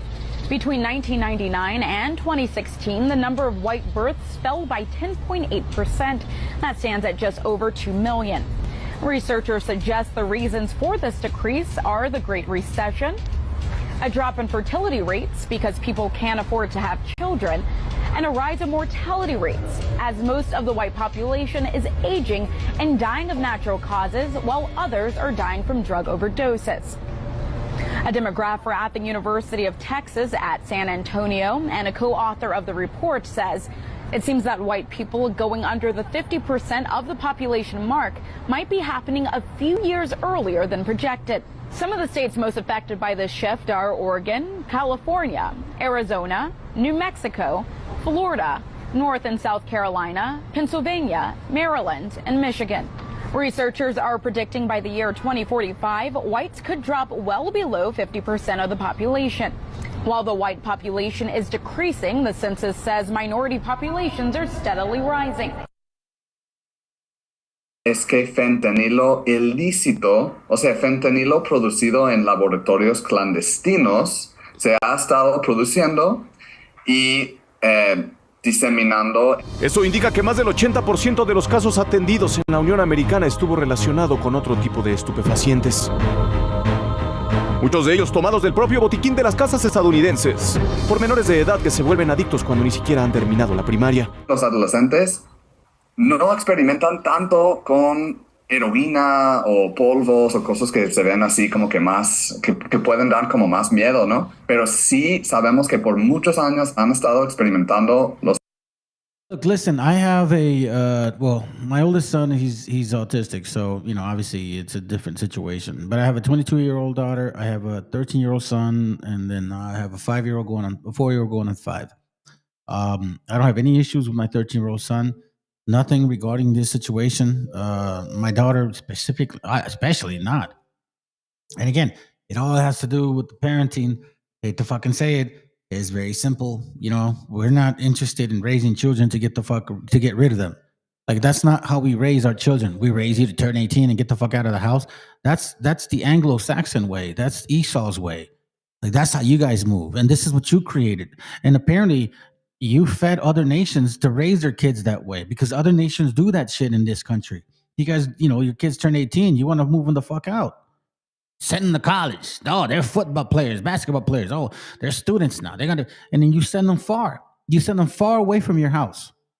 What the fuck did you expect? Do you think you're 18-year-old, 19-year-old, 20-year-old, after you've been like living 40, 50 years, when you reflect and think back, did you know shit when you were 18, 19, and 20? Fuck no, you didn't know shit, man.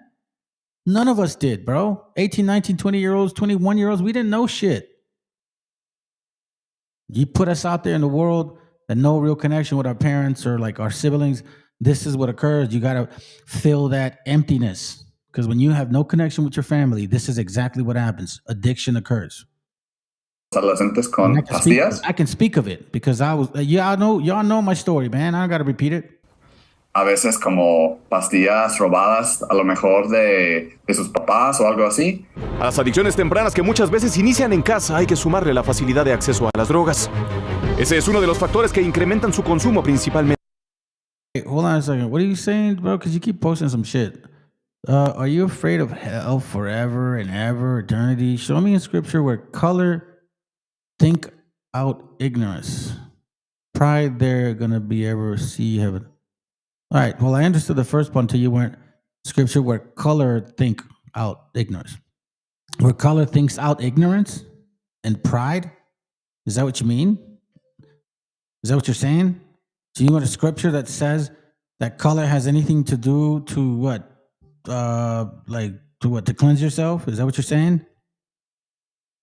Because none of the stuff that you're fucking been saying are making any sense to me. I don't know who you're talking. I don't know if you're trying to communicate some type of fucking language and shit, because none of this shit makes sense. Nothing that you've typed makes sense. Maybe this probably did at some point. You know what I mean? And I didn't really want to pay attention to your ass, but now I'm wondering, like, what the fuck? Are you watching the show and shit? Are you watching the session or what? Some people call it a show. I don't give a shit. Some people call it a class. Well, today's not really a class. Just wanted to show people this angle. But like, you're not making any sense, Joseph, Anthony. Entre jóvenes. Porque ahora ya no hay que salir a buscarlas en la calle. Basta con tomar el teléfono celular. This is a 16-year-old cheerleader who hurts her back at cheer.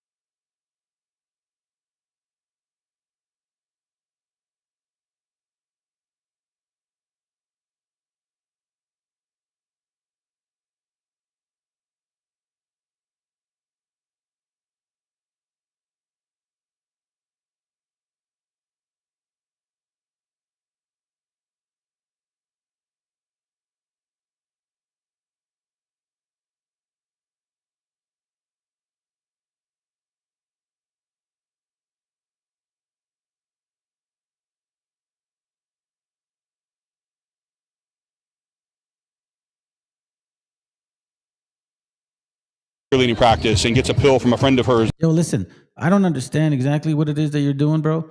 Like, what the fuck is this right here? Time ain't on like what? Genesis 1, chapter 1, verse 26. No, Genesis 1, verse 26. Like, dude, I think you're on ketamine, bro.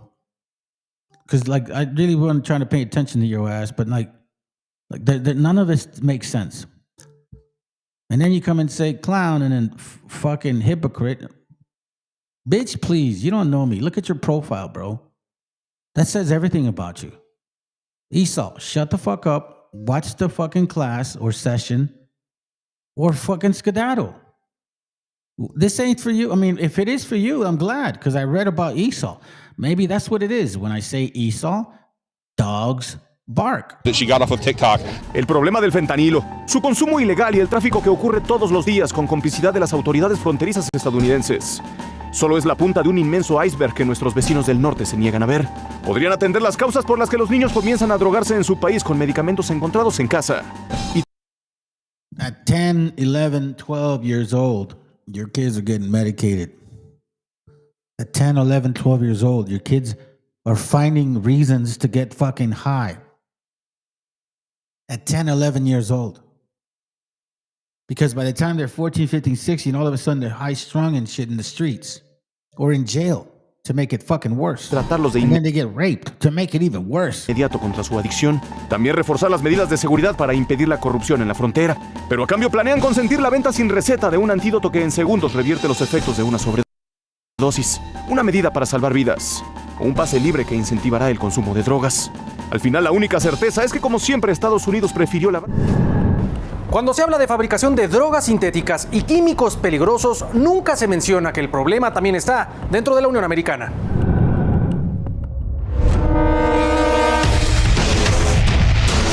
En la ciudad de Nueva York le llaman el Upper East Side. Es la parte más alta del este.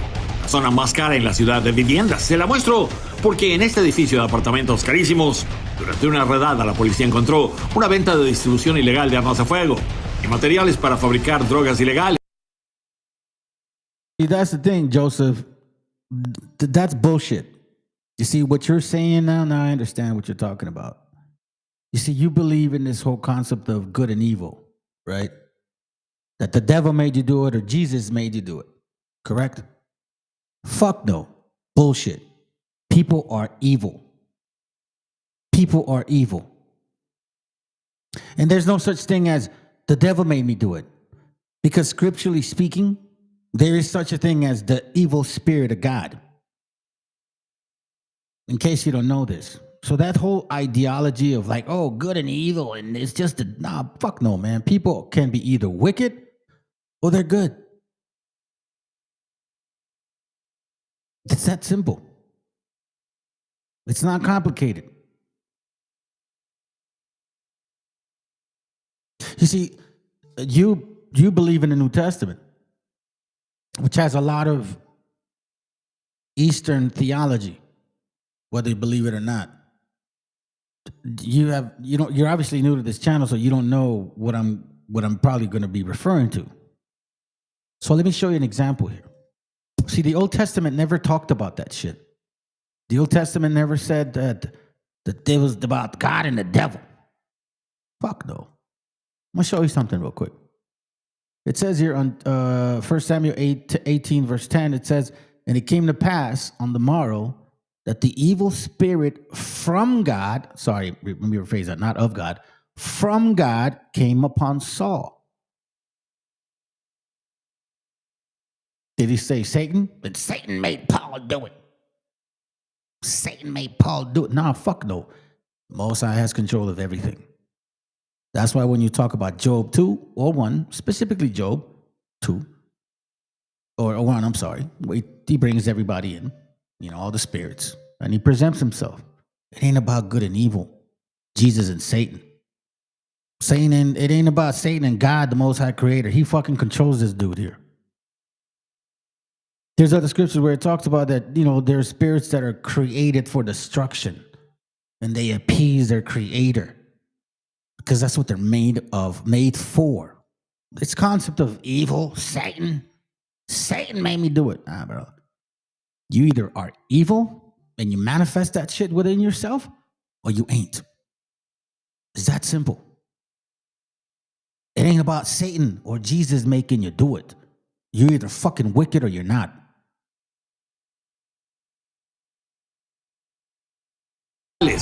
Detenido Christopher Fox, de 30 años, hermano de Julia Fox, una de las modelos más exitosas en Estados Unidos. El padre de ambos fue arrestado también. Last year, DEA agents said 4 out of every 10 pills on Houston streets were laced with fentanyl, leading users, including teenagers, to die without knowing what they took. Lo peor es que habla de adolescentes en estas escuelas. Los adictos en Estados Unidos han estado consumiendo drogas hechas en sus mismos vecindarios. Los estadounidenses están consumiendo todo tipo de píldoras que se venden en las calles, en los parques, en las escuelas. Es de este documento que salió la cifra de muertos por consumo de todo tipo de narcóticos el año pasado. 106.854 personas muertas por sobredosis en solo 12 meses. Aquí también la encuesta nacional sobre uso de drogas documenta que hubo 41.100.000 estadounidenses que necesitaron tratamiento por drogadicción en el 2020.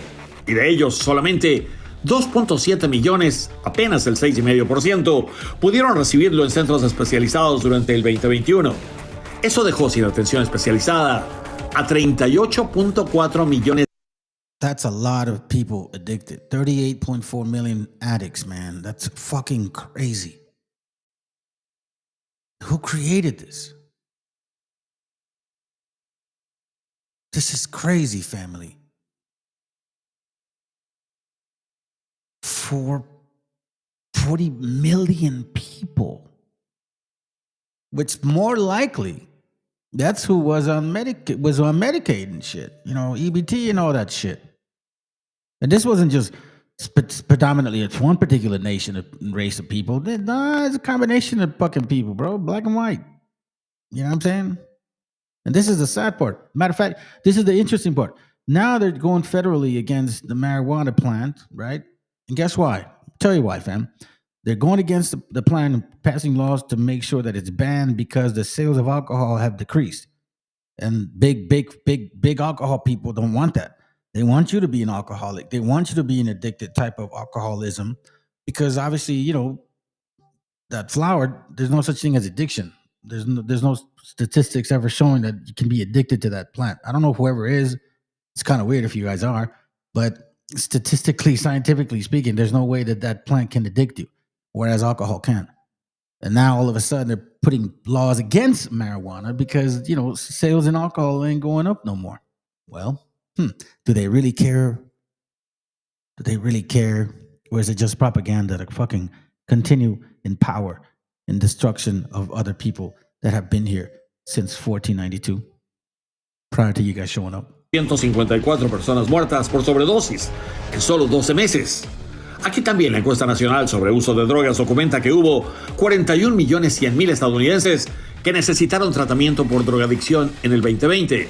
Y de ellos solamente 2.7 millones, apenas el 6,5%, pudieron recibirlo en centros especializados durante el 2021.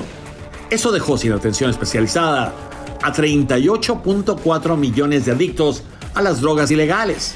Adictos que requieren un tratamiento o drogas todos los días, las 24 horas del día. I don't need to tell people about the amount of drugs that have poured in to our country, particularly over the last several years. Yes, made in China. Ustedes estas cajas tienen. Maybe it's made in China. Fine. Maybe it's made in Canada or Mexico or Colombia or Venezuela. But the fucking fact remains is the people that consume it. Why do you consume? What is the nature in your spirit? What are you lacking? What's going on? Let me show you now some stuff because we're going to finish it real quick. Just want to, you know, take me to a couple of things that I've been trying to express, but I've been waiting. Look, listen, the reason I'm showing you these videos now is because I've had them for a while. I just didn't get to them. And I just didn't want to go back and do an individual class on it. So I'm like, you know what, let me just slap them all together. Because it really shows our current event situation, you know what I mean, in a nutshell. So it's kind of helpful, man, at least for me. Hopefully it's for you. Following the influx of Chinese fentanyl, an act of asymmetric war against the United States, the Drug Enforcement Agency He estimates 90% of fentanyl comes from Chinese companies that not only operate legally inside of China, but are also subsidized and paid for by the Chinese Communist Party. China sends precursor chemicals. I showed you this for that purpose. China's Communist Party. So they go blame other people, and then they say communist. And this is why you guys are fucking stupid. You fought for that shit, white America. You fought for that stupid fucking comment. It's communist.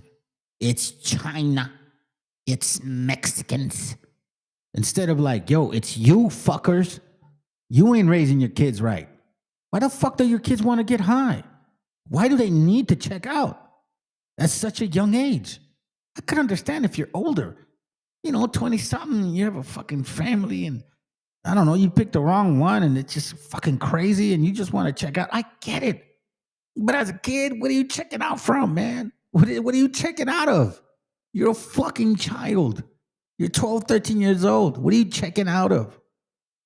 Which are then processed and manufactured into synthetic opioids by Mexican drug cartels.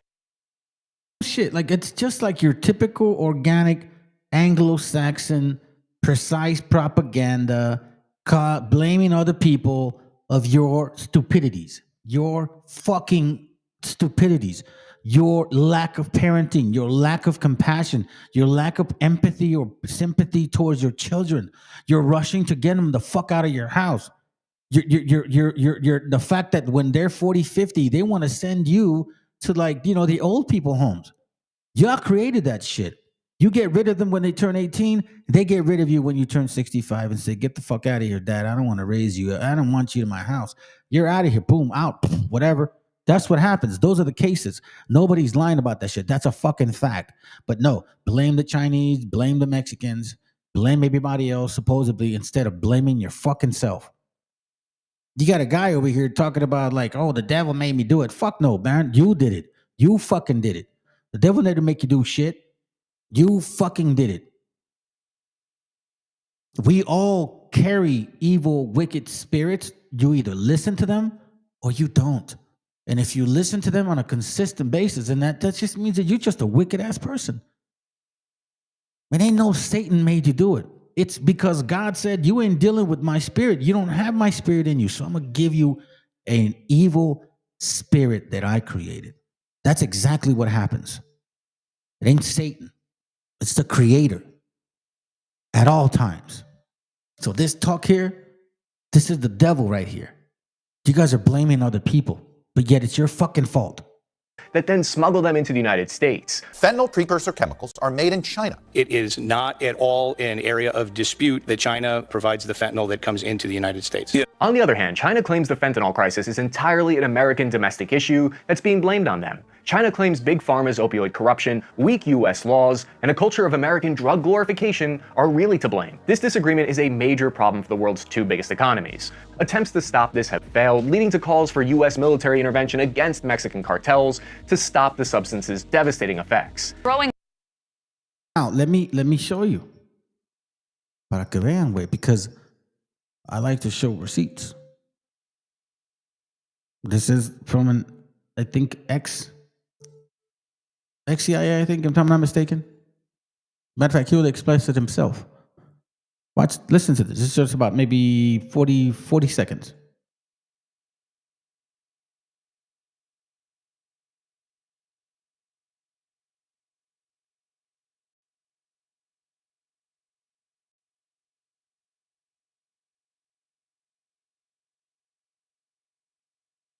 Can you guys hear the video?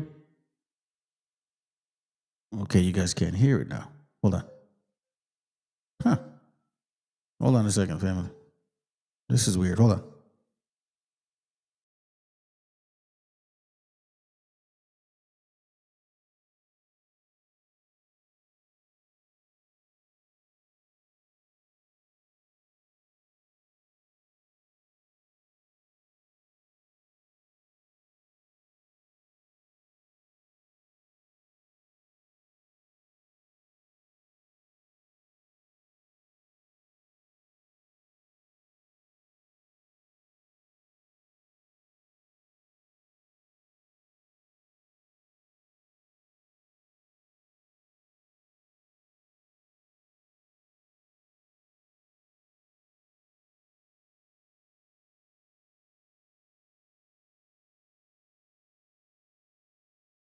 Wonder if it's gonna do something that I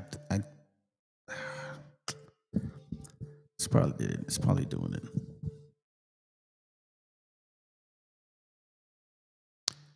Hold on.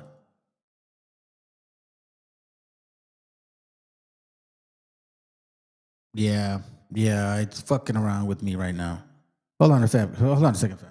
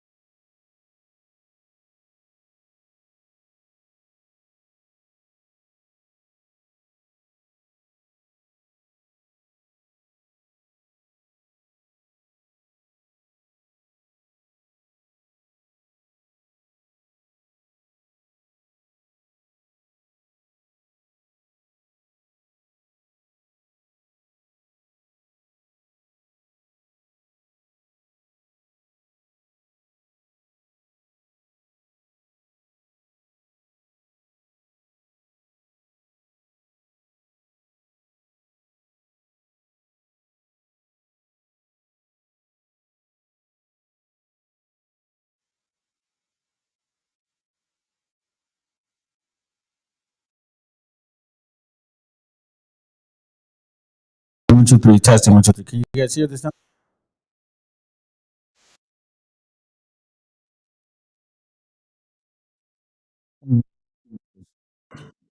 Give me a second.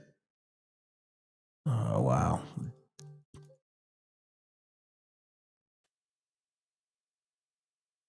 All right, let's see. An area of There it dispute goes. that Okay, China. cool. All right, perfect. All right, so we left off right here. Okay, it was about to start right there. Okay, and here's where I intercepted, because here we see that the narcos. Yeah, as a matter of fact, he'll tell you.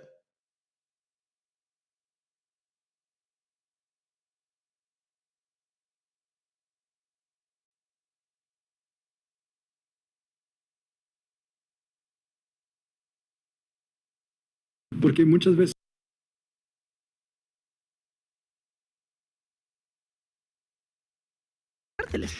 con preguntas se mueve My bad, family. That was my mistake, man. I should have just known better. Let's go. a veces el mundo, y para no contestarlas directamente en persona, si les parece, escuchemos a alguien que sabe, un agente de la DEA, Polo Ruiz, del año 2020. So not CIA, DEA. Cuando estaba al frente de la DEA en Arizona, y esto contestaba Listen to what he says, okay? So remember, keep in mind that we're talking about like narco shit, this and that, China, Mexico, whatever, all this, Colombia, Venezuela. Okay, sounds good. Let's go. entrevista. Hemos tenido una iniciativa que se enfoca en los carteles domésticos, en donde buscamos, vemos, porque muchas veces yo... Perdón. Es que usted ya me está hablando de carteles domésticos. Sí. Yo soy de las personas que creo que en Estados Unidos no hay cárteles. Sí hay. ¿Usted puede decir que hay cárteles? Oh, definitivamente, sí. I mean, right? I would say Yes. Like what? Well, there's a lot of these organizations, they build these cells on the north side and on the, meaning on the U.S. side.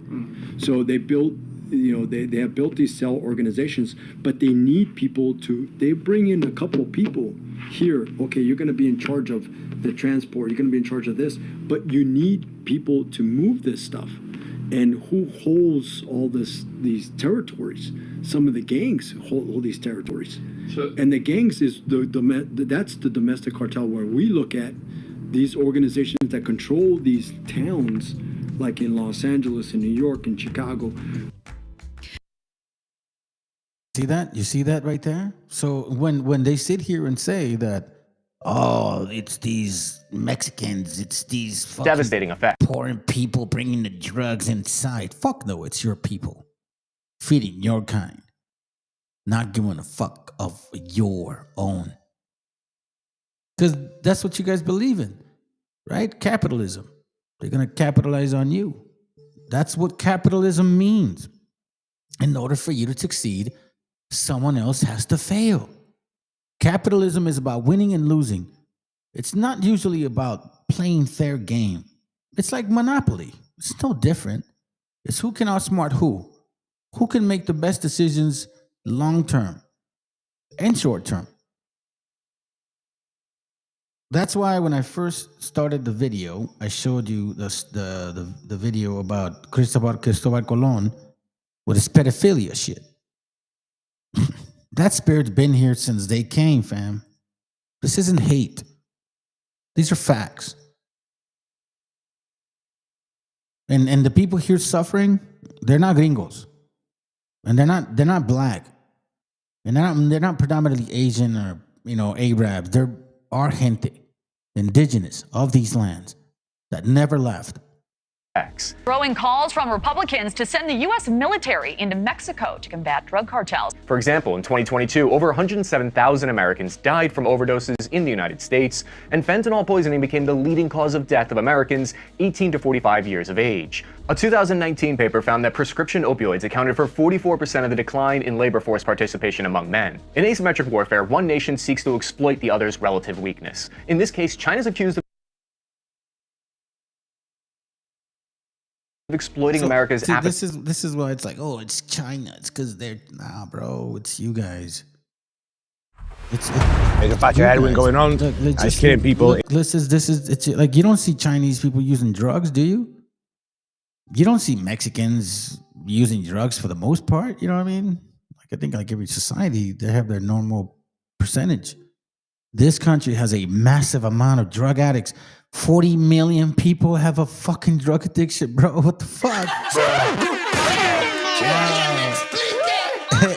And you know what's funny? That 40 million matches the 40 million Medicaid people that Donald Trump and his group is trying to fucking knock off Medicaid.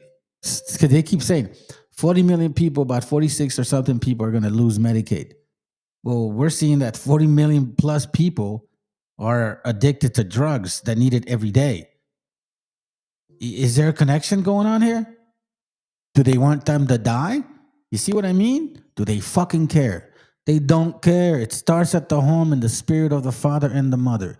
If you don't give a fuck about your kid, this is what happens. So when you're a politician, you don't care about these people because you never cared about your own kind in your own home.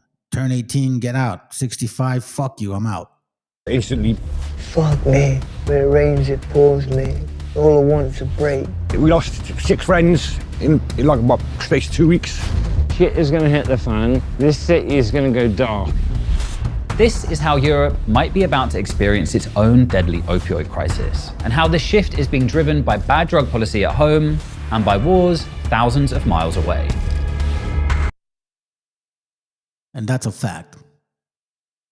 Announced the launch of Operation Southern Spear to target suspected drug traffickers, he says. In a post on X, Hegseth wrote, quote, "Today I'm announcing Operation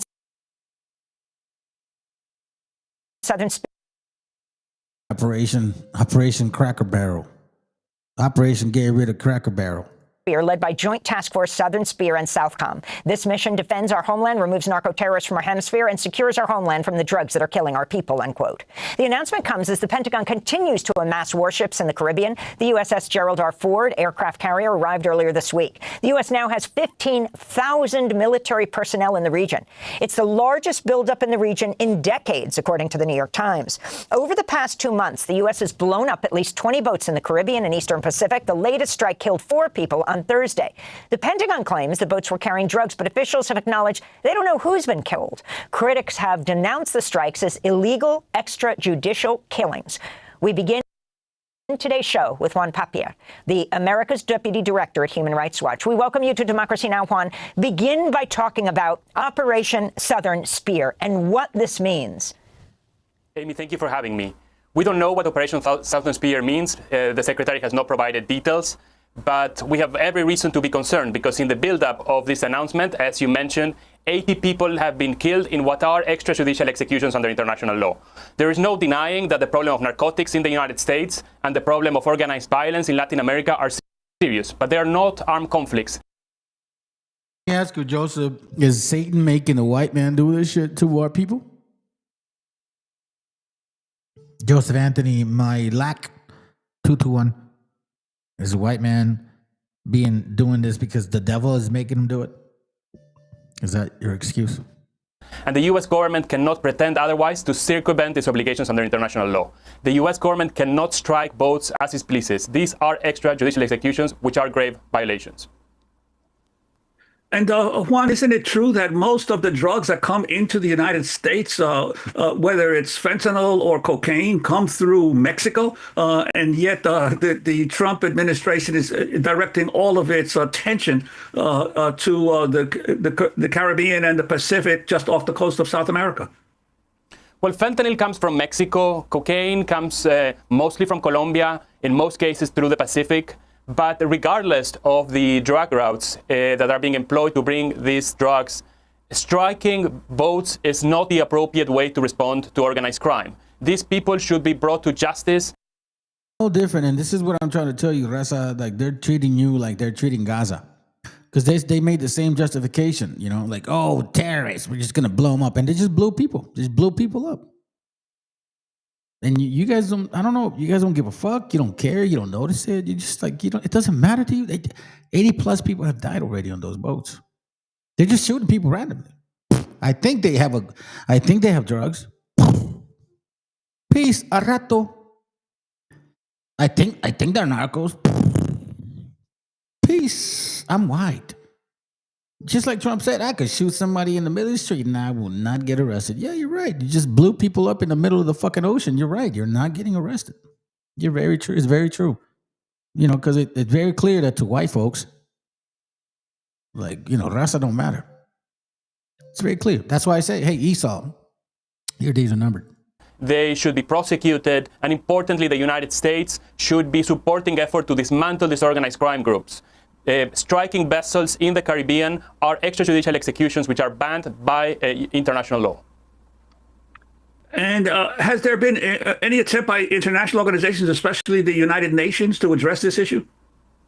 Well, the UN Human Rights Chief, Volker Turker, has expressed consternation about these violations. We have seen expressions of concern by Latin American governments, Colombia, Mexico, Brazil, amongst others. And we at Human Rights Watch have a team ready to document what is happening in the Caribbean and to make sure that we expose and denounce violations of human rights law as they are occurring. We're talking to Juan Papier, the America's Deputy Director at Human Rights Watch, and our own Juan Gonzalez. Juan, you were in Panama for the U.S. invasion. This was during President George H.W. Bush. You certainly know and have studied and have been there throughout Latin America when it comes to U.S. foreign policy. Can you talk about your observations of what's happening here with these extrajudicial killings of scores of people? It is astounding that the U.S. has not presented any evidence that they are narco terrorists, as Pete Hegseth says. Yeah, well, I mean, I think especially now with not only with these attacks on boats and these killings, but now with the arrival of an unprecedented military force. We're talking the aircraft carrier, the largest aircraft carrier in the world, the USS Gerald Ford, has just arrived in the Caribbean with another 5,000 troops and several other battleships accompanying it. We now have 15,000 U.S. troops in the region, thousands of them based in Puerto Rico. The government has reopened Roosevelt Roads Naval Base, which they had closed, and U.S. planes at the old Ramey Air Force Base in Aguadilla. All of these soldiers are not there to hang out. They're there to take military action. We have to be clear. Even though the government hasn't announced it, it's clear that this is what's coming. Our government is embarking on a totally unprovoked military assault and regime change operations in Latin America. The Trump administration has openly accused not one, but two Latin American presidents of drug dealing without any proof. Nicolás Maduro of Venezuela and Gustavo Petro of Colombia, and threatened to kill Maduro. This is a bizarre return to the gunboat diplomacy of the early 20th century. And the big prize being not democracy or not stopping drug trafficking, but grabbing the Venezuelan oil fields, the largest oil reserves in the world. The problem is this is not the old Latin America that the U.S. could bully at will. The countries of the region are today independent sovereign states.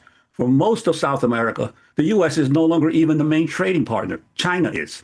Next door to Venezuela is Colombia, the country that for more than 50 years was involved in the longest-running civil war in the region's history and has perhaps the largest number of veteran left-wing guerrillas in Latin America's history.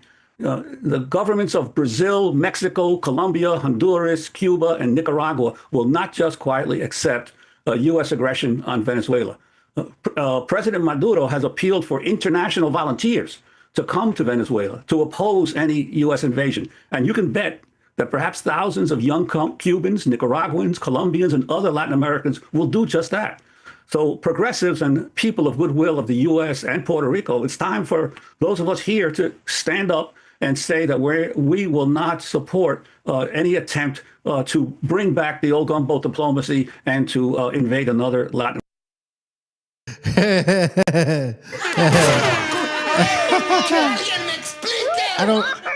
I don't know if Luke Duke. I don't know. It almost seems like he kind of is because he's talking about the devil made him do it. Then he's calling me a hypocrite, and he says, call me clown, fucking hypocrite. I don't know what else he said earlier. I mean, you can read a bunch of his shit, and I was like, yo, he's on ketamine. He's probably high. And as soon as I said that, he stopped posting shit. So, you know, we do know that Christmas Christians love to get high. I'm glad that statement is picking up, man, because I coined that shit. Christmas Christians, bro. American country. We need to do it soon because this stuff is moving very quickly. Juan, you mentioned that you have Venezuela, the largest oil producer in Latin America, that the U.S. is targeting. Then, to everyone's shock, including many in his own administration, Trump announced he's going to attack Nigeria, which is Africa's most populous country and the largest oil producer in Africa. He said that the attack would be vicious and sweet.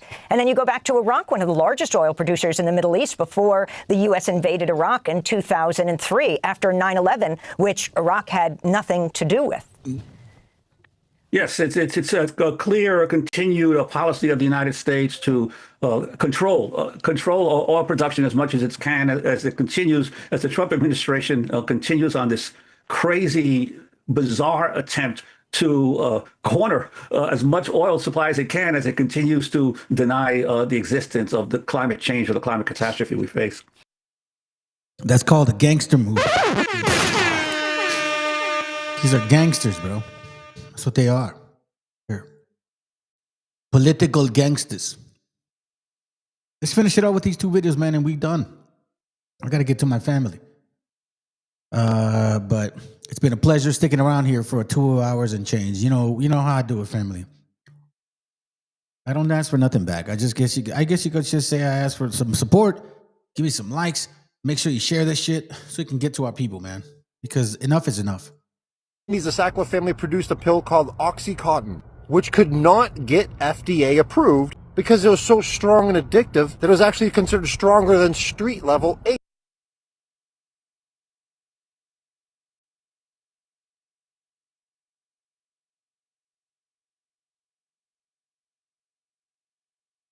Opioid epidemic in America was all due to one Zionist Jewish family, the Sackler family. They're responsible for the deaths of 500,000 Americans and the severe addiction of between 3 to 6 million Americans, which had their lives ruined, pushed away from their families, living on the streets, and many even ending up in jail. Unlike the Sackler family, which in the end would not serve any jail time at all. In the mid-90s, the Sackler family produced a pill called Oxycontin, which could not get FDA approved because it was so strong and addictive that it was actually considered stronger than street level H. The Sackler family had to bribe the FDA into pushing it through, which there's blame on the FDA for that because they're supposed to protect us from this sort of stuff. And for the next 24 years, while receiving data that this pill was addictive and killing people, the Sackler family was still pushing pharmacists to prescribe it to their patients and pushing it out there to all everyday Americans to get addicted so that they can make insane amounts of money, billions of dollars. And the money that they gained destroying society and causing all this addiction, they used that money to put their names all inside museums, colleges, even hospitals. They even used that money to fund anti-Muslim groups and even funded big politicians, Republican and Democrat, like Bush and Obama, and helped to fund fellow Zionist Jewish politicians like Chuck Schumer and keep them into office. They used money off our destruction to promote themselves and keep their people in power. And how does this story end? We don't know how much money they profited off of this, but we know it was at least over $10 billion from how much they siphoned off their own pharma business. They received no jail time whatsoever. Their addict victims ended up doing more time than them, and they had to pay a $7 billion fine, which they still made a huge profit. They got away with this because they're a bunch of Zios, our court system's run by a bunch of Zios, and our media protects them, and they're a bunch of Zios too. They're all together and they're all part of the same system that uses us and destroys us and profits in the process. And they don't care about us, they only care about themselves. Here's the funny part about that whole thing, right? Like, white folks, stop it. Stop it, white people. Stop trying to say like, oh, we're not damn those people because those guys have the star and they claim to be Jewish. No, they're fucking European like you. They're white people just like you. They're just claiming to be Jews like you're claiming to be Christians. There's no difference. They're fucking white people like you. So you're white people, not Jews with a star. You know what I mean? Like, stop doing that shit. White folks, stop it. Stop it. Stop it. Don't listen to Nicky Tricky, the pegger and shit, because I got video on his ass. He's fucking gay, okay? Just Nick Fuentes is a fucking gay dude. And I got no issues with gay people. Y'all live your life the way you want. But what I hate is fake motherfuckers that hate gay people and are totally gay themselves. Because that tells me they're the biggest snakes in the world. They hate themselves enough to fucking hate others and shit. So, yeah, I want to believe the book. Go ahead. I'm pretty sure I'm going to show you guys a video. He's got a date with a dude and shit. He's talking about showering with him or kissing him and shit. You'll hear yourself. I'm not making it up. Everybody has a skeleton. We say it in Spanish. Todos, por la mayor parte, tienen un lado flaco, güey. And you just got to find that shit. Backers have always been really, really good at is selling a highly addictive drug, often a deadly drug in the case of Oxycontin. And they've been really, really good at getting doctors to prescribe this addictive drug for an enormous universe of patients. The Sacklers lied about how addictive the drug was in order to convince doctors and patients that it wasn't dangerous. The Sacklers, what they really wanted to do is they wanted to get rid of this fear of opioids. They called it opiophobia, and then they called the addiction threat pseudo-addiction. And they were actually very effective at getting people to kind of break down their fear over what opioids could do. Of course, as it turns out, those fears were really, really well-founded. And what we now know, after a couple studies have been done, people ask, okay, well, how important were the Sacklers really? This was one company. Didn't other pharmaceutical companies get involved? And it's really important to understand that Purdue Pharma and the Sacklers built this market. And Pharma built the market of fentanyl addiction. Hands down, no one can fucking deny that shit. So family, appreciate you being here. Sorry for being so late on a Sunday. Wish I could have done it sooner.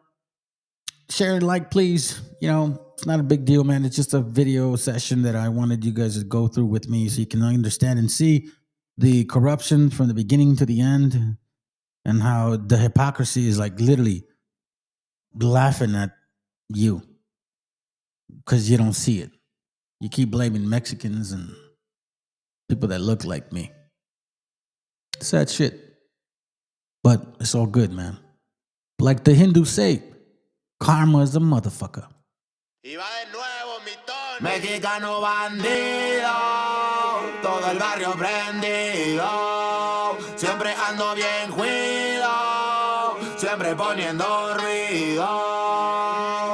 Mexicanos al grito de guerra, yo defiendo mi tierra, no me dejo de nadie, yo cuido a los míos, mi raza se aferra. Soy mexicano, esa es mi bandera, yo la levanto por donde quiera, verde, blanco, rojo hasta que muera, el barrio prendido ya quemó afuera. Soy mexicano, esa es mi bandera, yo la levanto por donde quiera, verde, blanco, rojo hasta que muera, el barrio prendido ya quemó afuera. Me voy tendido, me voy empinando mi bote, un poco mareado por la bebida y el borlote, me tiene hasta la riata la gente con su mitote, pero me despreocupo, me pelan todo el garrote, me para la chota, ya es por mi apariencia, que hay tantos delitos, que hay tanta demencia, yo no cargo nada, no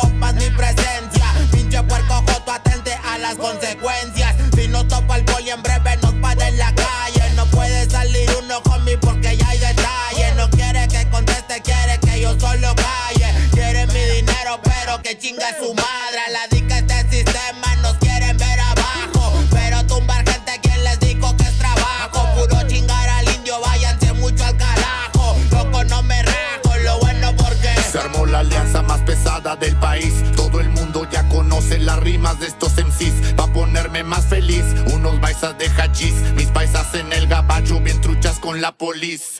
Loco en Guanajuato con los ojos bien tumbados, de coto con el Quesada, rifando por todos lados. Atento si prendo un blunt en cabina cuando grabo, represento Nuevo León junto a mi carnal el Davo. Cuando voy pa' Jalisco el pasado está olvidado, con el perro de la C bien grifo pedo y enfiestado. Chécate mi banderón unido como había soñado, bien bajado ese balón, compa Lefty bien bajado. Puro hip hop mexa hasta que amanezca. Pásenme un mezcal y que no se apague la yesca. Ya saben que aquí andamos pilas pa' lo que se ofrezca. Si escribo estas rimas es pa' que se enorgullezca.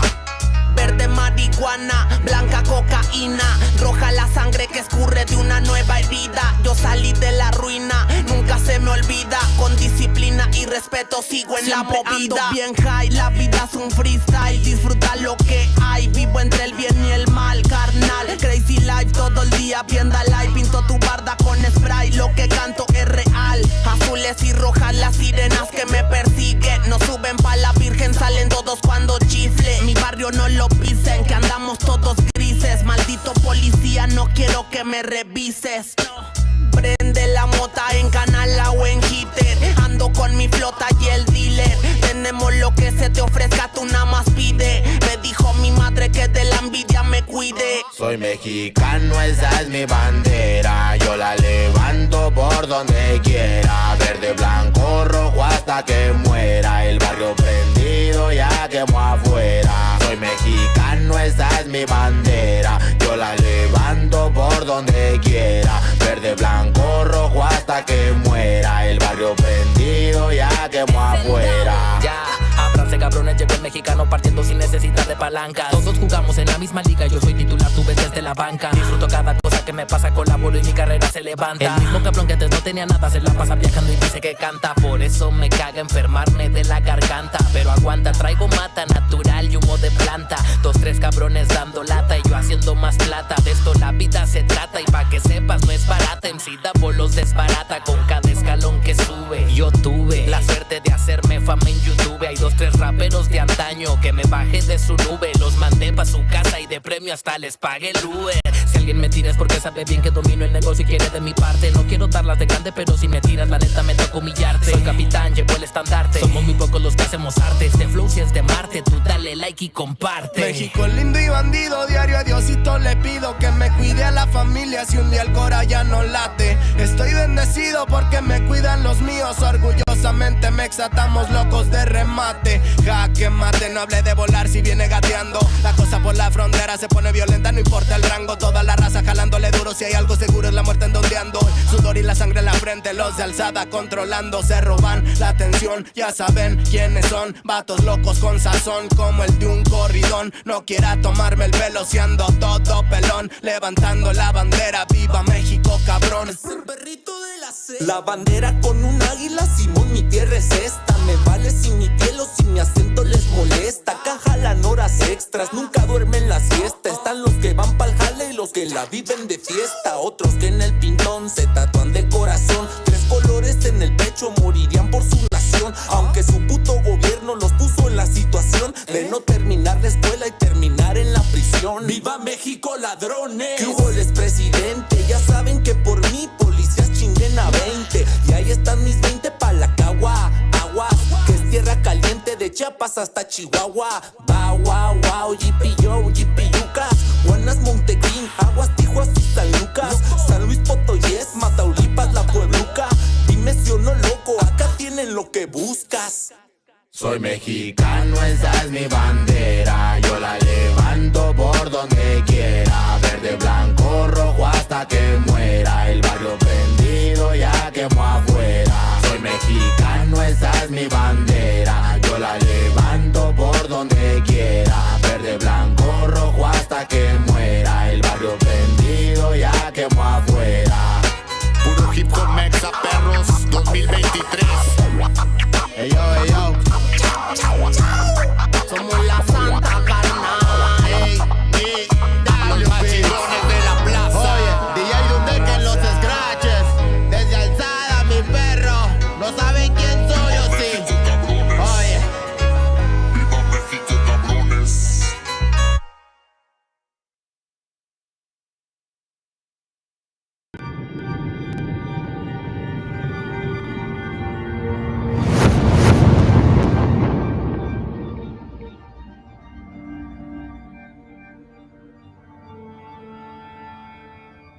Ical. Hijo, abre los ojos.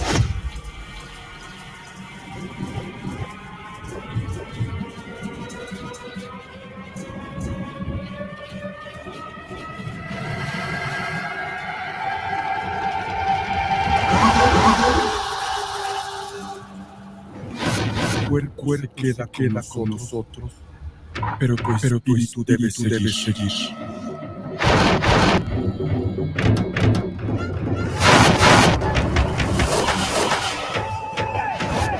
Busca la luz. Aléjate de las sombras.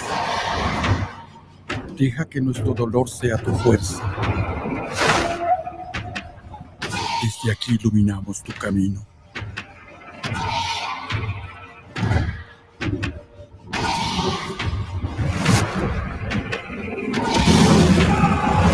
Lucha como nosotros ante esta pena tan grande. Yo soy tú. Tú eres yo.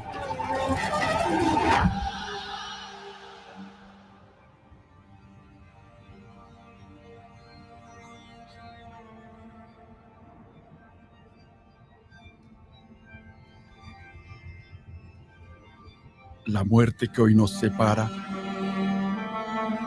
mañana volverá a unirnos. Eres libre, hijo.